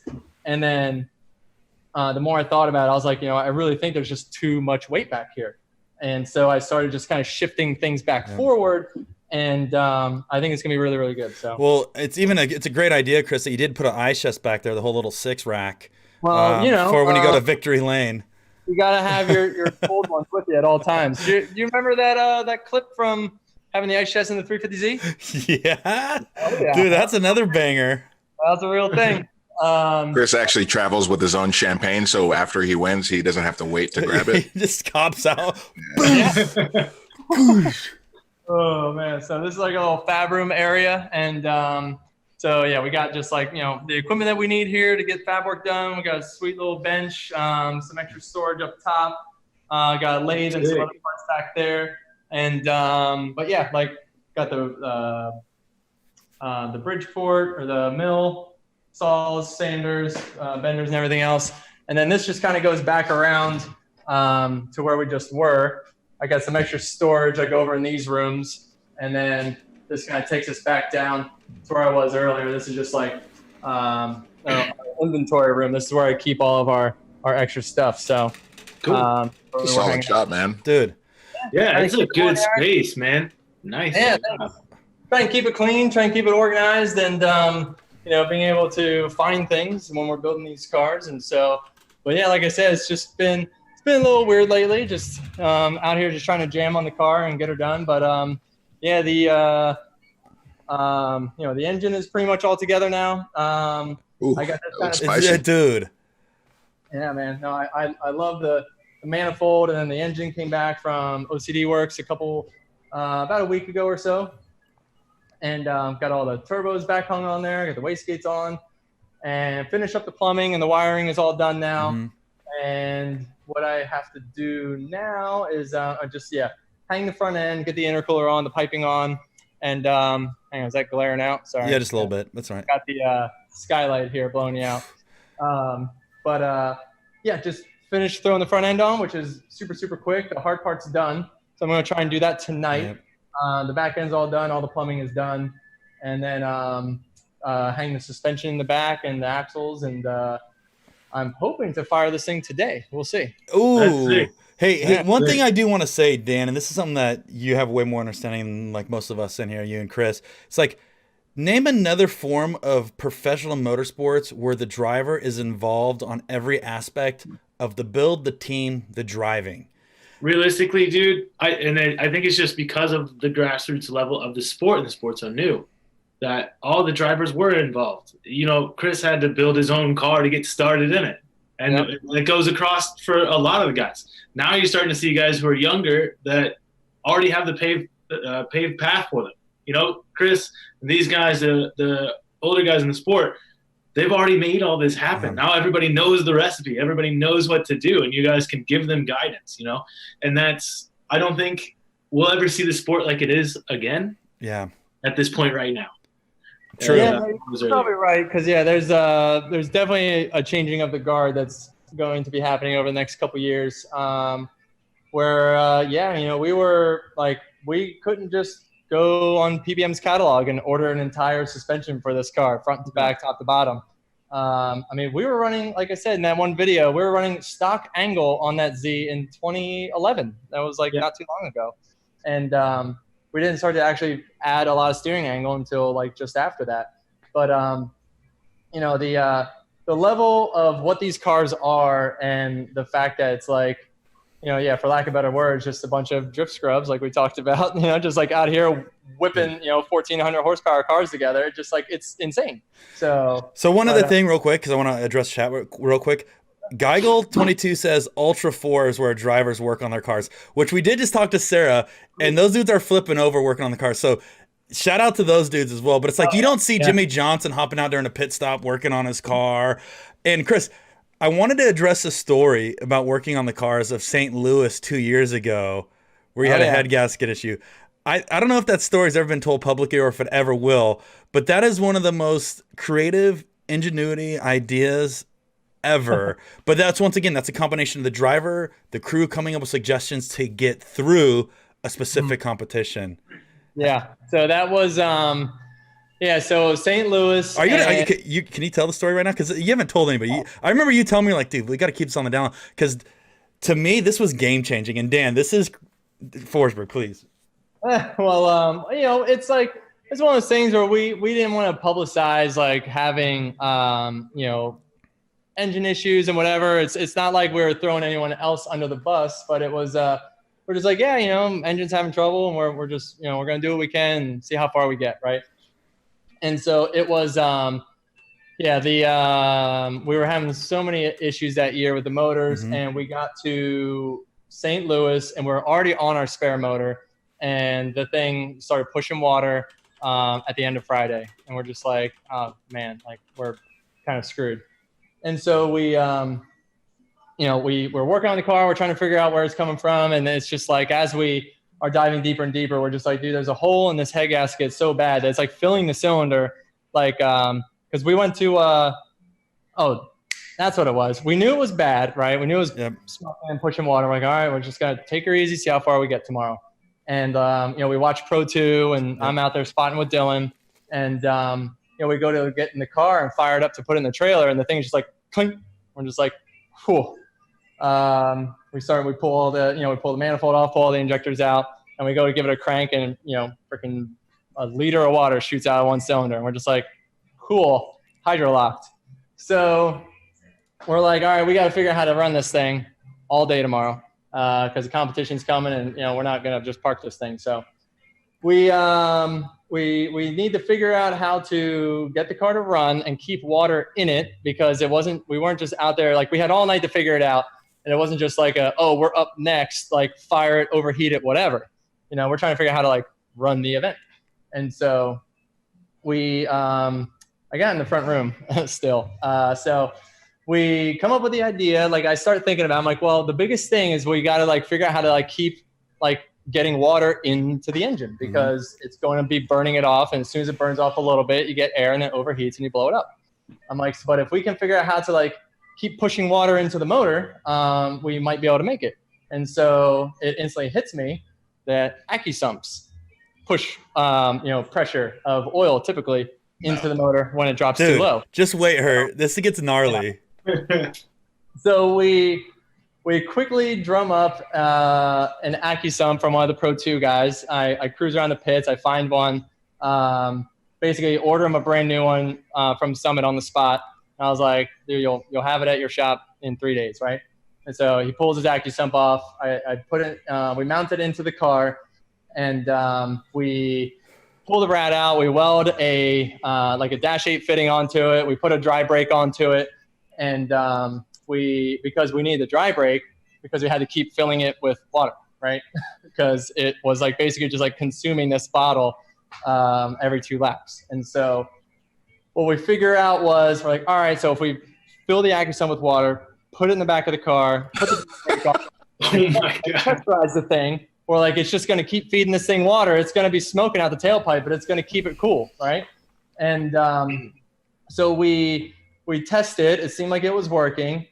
Saturday morning comes around. We don't do a single lap of practice.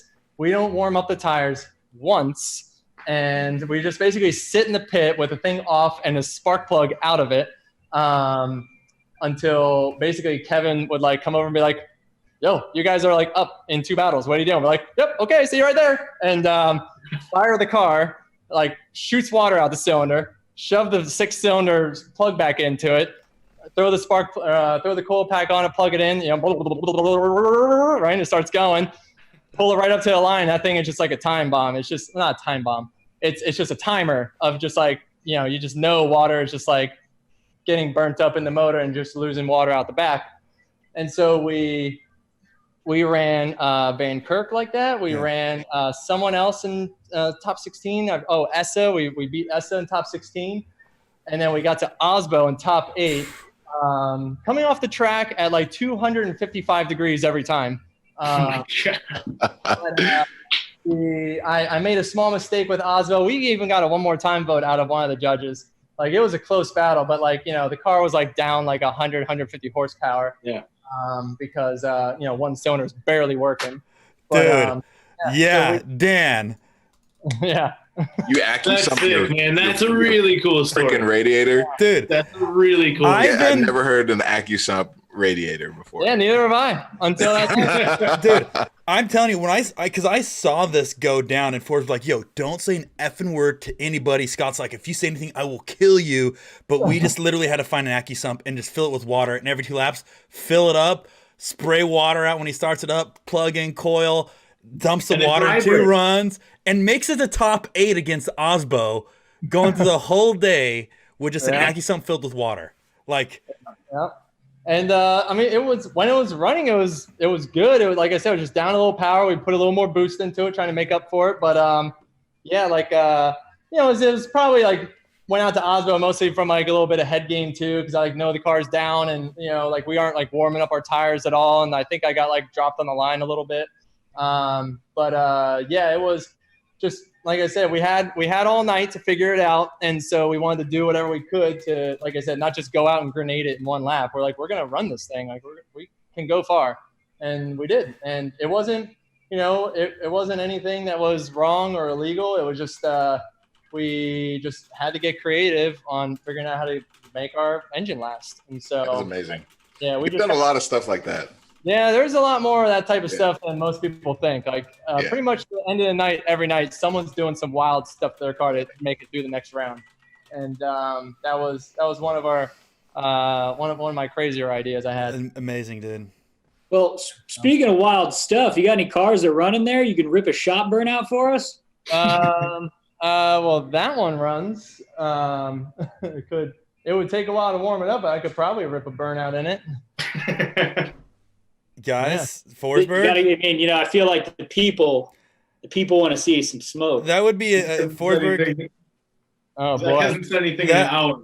Bang. See, Zach's been holding that in, dude. Zach is like, all right. Zach hasn't said a word in 3 hours. And then, I was gonna say he's just sitting there chilling, and I'm just listening wrong, and just like, yeah. One final word. Fire's turned to a freaking burnout already. pardon me, sir. Could you possibly? Can we get a 6-gear limiter dump, please? Oh boy. Where's La Flama Blanca? Do you have that? Oh yeah, she's over there running too. But I will say that one is really loud, really loud. So, but let me see. I guess we could. Force. This will literally be the first indoor burnout I've done here. So. Oh. Yeah. Chat, you guys better start spamming some hips in chat. Also, Mons, if you can drop Forsberg's Instagram, go show him some love too.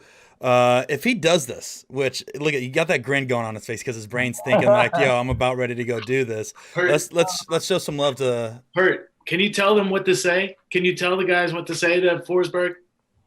They're writing this message. Could you give them a message? Oh. Okay. So everybody go to Chris Forsberg's Instagram. Yeah. It's at Chris Forsberg 64, and then this is what you're gonna say. Okay, you go on his Instagram. You say, "Oh my God, Chris Forsberg, thank you so much for doing a burnout on the live stream for us. We appreciate you. And anytime you do anything, we're gonna watch and like it." You guys are saying. Yeah. Oh, she's getting some heat. All right, we're gonna have to mute all of us too while he's doing it. Muted. Well, here, let me go to Forsberg's cam real quick. Let me go. So I think what's happening with Forsberg is that Zoom limits audio. So if it peaks, it will. Oh, you're a scientist. So like right there where the audio is kind of quiet, it picks it up. But let's see if we can get this thing.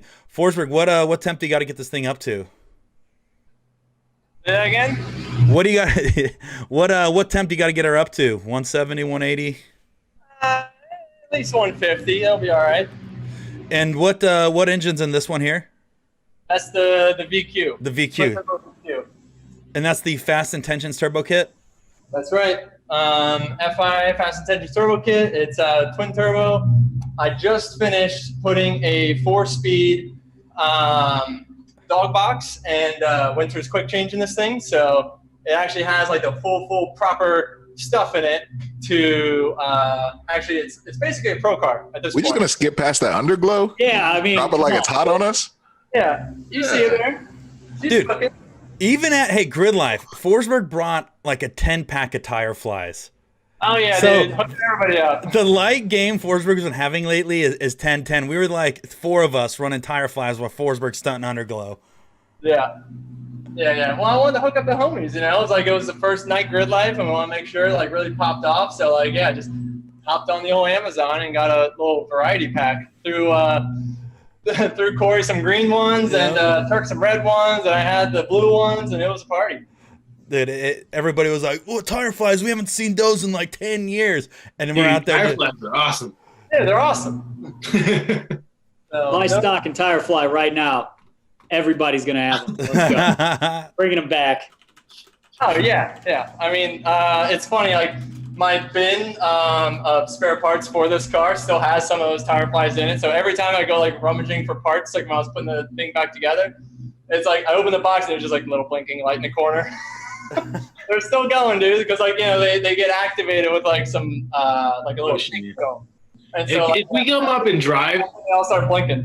if we come up and drive with you this year, can we make it mandatory at night that everyone has tire flies? Like you can't get on track without tire flies.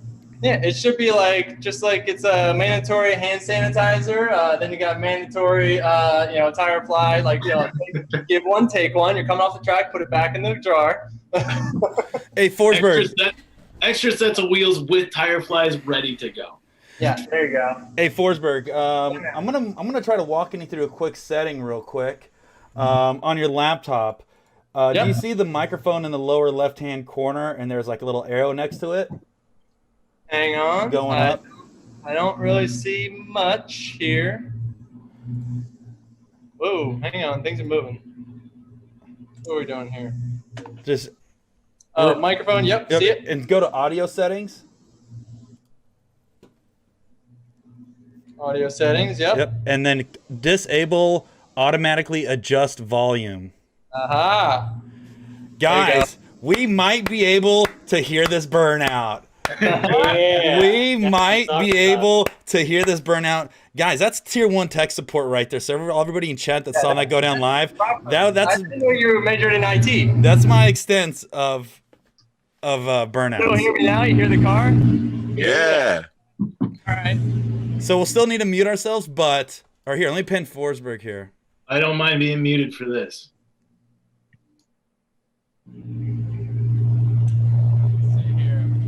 This is how you know Chris is a true scumbag.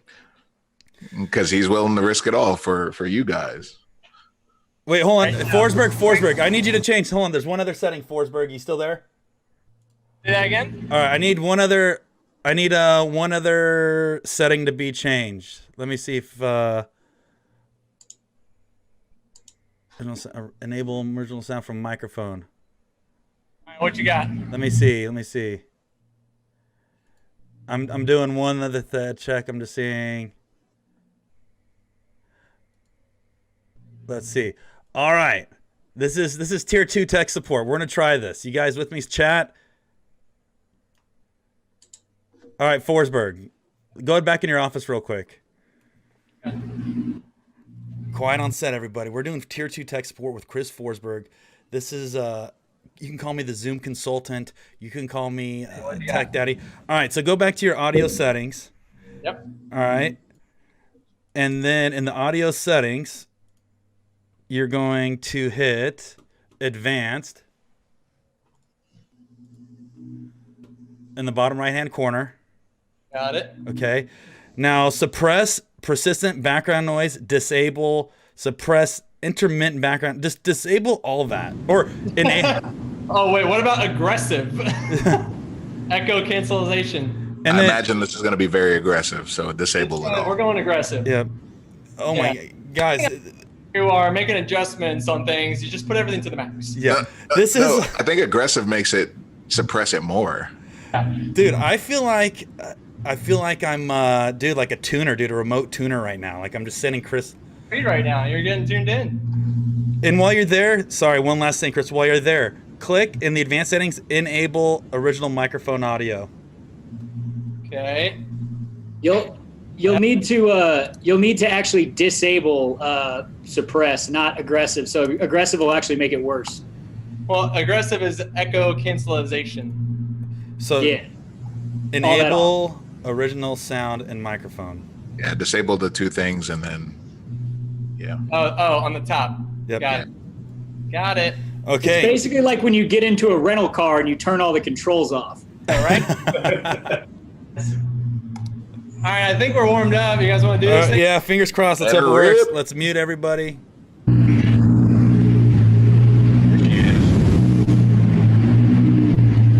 Oh yeah. Oh, there you go. All right, everybody, you better go on Chris Forsberg's Instagram and say thank you.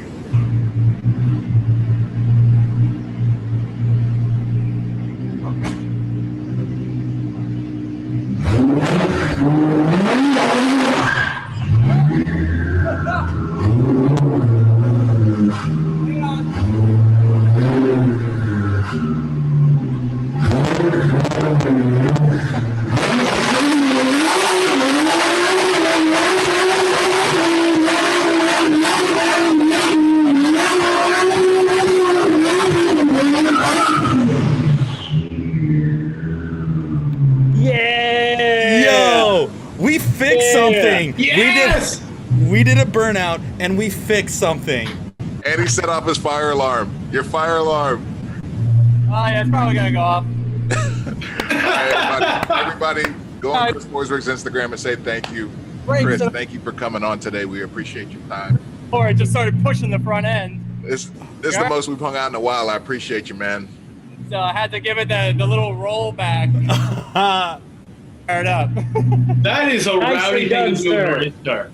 Thanks, guys. That was my first. So haven't even done a burnout in the shop yet. Well, it's been a while since you've been scumbagged by us, Forsberg. It felt good to bring back those feels. Yeah, man, we got to catch up sometime. You're local, so we got to do some more stuff. Hey, I'm going. Hey, let me turn this thing off. I let this place air out. I know it's not the gnarliest. You guys have seen gnarly shop burnouts. I get it. So. Hey, you Hey, know that's what? all we needed. Dude, It's the thought that counts. Yeah, You know that's what I all we mean? needed. You gave us a little taste. You didn't break anything. that backwards roll into it was perfect. That actually was style points. That was Yeah. super style. A true professional. Like it's getting hazy in here, you know. I'm not trying to blow the place out. No. You know what? My favorite part was the fact that you went forward and then there was a suspenseful moment. It was like, oh, if he's gonna do it again, he might be off camera. But then you hit the roll back into it. And, you know, it was like a sweet symphony of. Hey, if we can get chat to spam Chris Forsberg gets the win, that was definitely a victory right there. It's been a while since we were able to scumbag get Forsberg, and the next big scumbag too, dude, is when can we get you to the burn yard to shake a little tail out there? Sign me up. I would have come to the big bash, but my car wasn't done yet. I didn't have the transmission, all that stuff done yet. So We'll get you dialed in for the next one. yeah, no, I want to be there. I wanted to come, like I said, to the last one, and I would have hit you guys up if that thing was running. But I literally just finished that thing over the weekend. So because that car was supposed to ship out for Goodwood like last week. Oh wow! But that got Postponed. We just got the announcement that it's postponed, but they reached out to us personally like a week ago or so, and they're like, hey, like we're postponing Goodwood. So I just kind of like slowly put it back together. But what was I gonna say? So I was getting that car ready for that, and so instead of just like slamming the factory drivetrain stuff back into it, since I sold the V8 car, I wanted to upgrade it. So I did the 4-speed and I did the winter. So that thing is like a pro level car now, ready to go. Nice. Dude. Chris, thank you. I'm still pumped on a burnout. That was good. That felt good for all of us, I think. Freaking Just to see some action while we're all Yeah. stuck inside our houses right now. See a little bit of that makes it feel real good.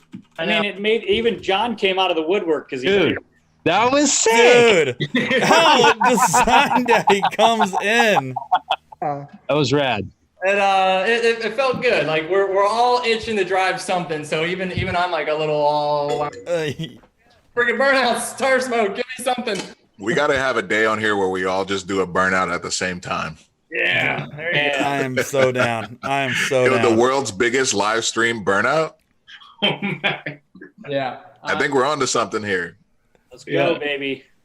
Yeah. So, All right, hey Chris, thank you so much for your time today, man. It's been really cool hanging out with you. It's been too long. We gotta reconnect on some things. We'll Yeah. definitely hit you up for the next Barnyard Bash. Everyone is super appreciative for the burnout. Absolutely. We're excited to see what you guys come up with this year. Hopefully, your season starts very soon. Is there anything else you want to drop on the people before we cut? yeah, I mean, like in this spare time as well, I started up my little vlogs, if you will, again. Yeah. Following along with putting the car back together, you know, like because it's obviously like, you know, things are a little different right now, and so not only do we have like more time but less time because less people, and so it's, you know, it's interesting, and so I've just been kind of documenting, following along with that, and so it's back on my YouTube. It's called Force Power is the name we kind of came up with. Nice. So Sweet. I'm into it. But So we'll drop a link into our chat right now for that. yeah, so like I just the first episode went up last week. It was a friend of mine and myself went up to Thunder Hill and ripped around with the Infinity, but it's basically from like episode 2 on is like kind of me getting the race car back together. So Sweet. And by the way, I had a chance to watch your vlogs. You're ripping Porsches, F40s, yeah, a collection of $1 million cars is basically what you were doing 153 miles an hour in. It was insane. So super fun. But yeah, so starting to spend some more time on that, and like I said, I thought it would be kind of cool to showcase just like what we're having to, not to say go through, but what we're having to do to get the car done. So it's Awesome. Should be fun. So Awesome for us. Well, once again, thank you for swinging by. We look forward to seeing you at the Burnyard and wish you the best of luck going into FD 2020 whenever that starts. But thanks, man. I promise a bigger out at the Burnyard.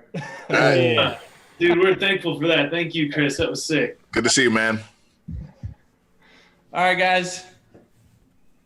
Catch you all later, man. Have a good one. Stay Later. safe. Dude. Later.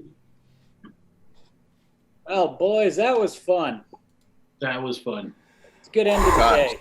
That was amazing. hey, that gave me a little burnout fix, dude. I was like fiending for a little bit. I was Zach. feeling, dude, Zach Oh. being silent for an hour, and then it's like, all right, Bang! let's go. I'm Swing about to on. rip a virtual Bernie on this bad boy right here. Oh, you want to Yeah, get this is some? it's about to go down. Are we going to catch some hands right now? Oh man, you want to get a quickie? Oh, dude, don't, no, dude, don't do this to me right now. Don't Hey, do good this to me, job, Corey, on fixing the audio.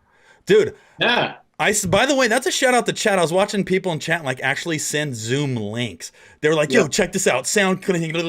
So shout out to chat, dude, for staying on top of it. That's Thanks for the live stream tech support. dude. Yeah, you guys are legendaries. And by the way, guys, if you did really enjoy the stream, man, we have to give a shout out to Falcon Tire one more time. Yeah. Dude, we got our burnout fix in a day. We had Sarah Price, Chris Forsberg. We got a little skid session in with Forrest at the end, thanks to the big scumbag by Zach. We watched a bunch of old Falcon clips too. Those are nostalgic. Dude, Yeah. and Forsberg being one of the OGs with the scallop. Yeah. Honestly, it's a dream of mine to get to slap that onto something. So I'm feeling the same way. Like, look at that. See that right there? It could happen. That's a perfect fit. If you go like to the S15, It's Dan, like that would right almost right fit. there. You know, little blue, little teal. Yeah. Yeah, no, big shout out to Falcon. Obviously, like we mentioned before, they're involved in so many different applications, from road racing to off-road to what you're seeing to your basic street application. So if you guys could head over to their Instagram, make sure you blow it up. What should they say on Falcon's Instagram? Do you have anything queued up for that? hey Falcon, thank you so much for being so elegant and amazing and allowing the Hoonigans to bring us the most beautiful crappy content we've ever wanted in our life. Without you, the quarantine stream wouldn't be a thing. Thank you.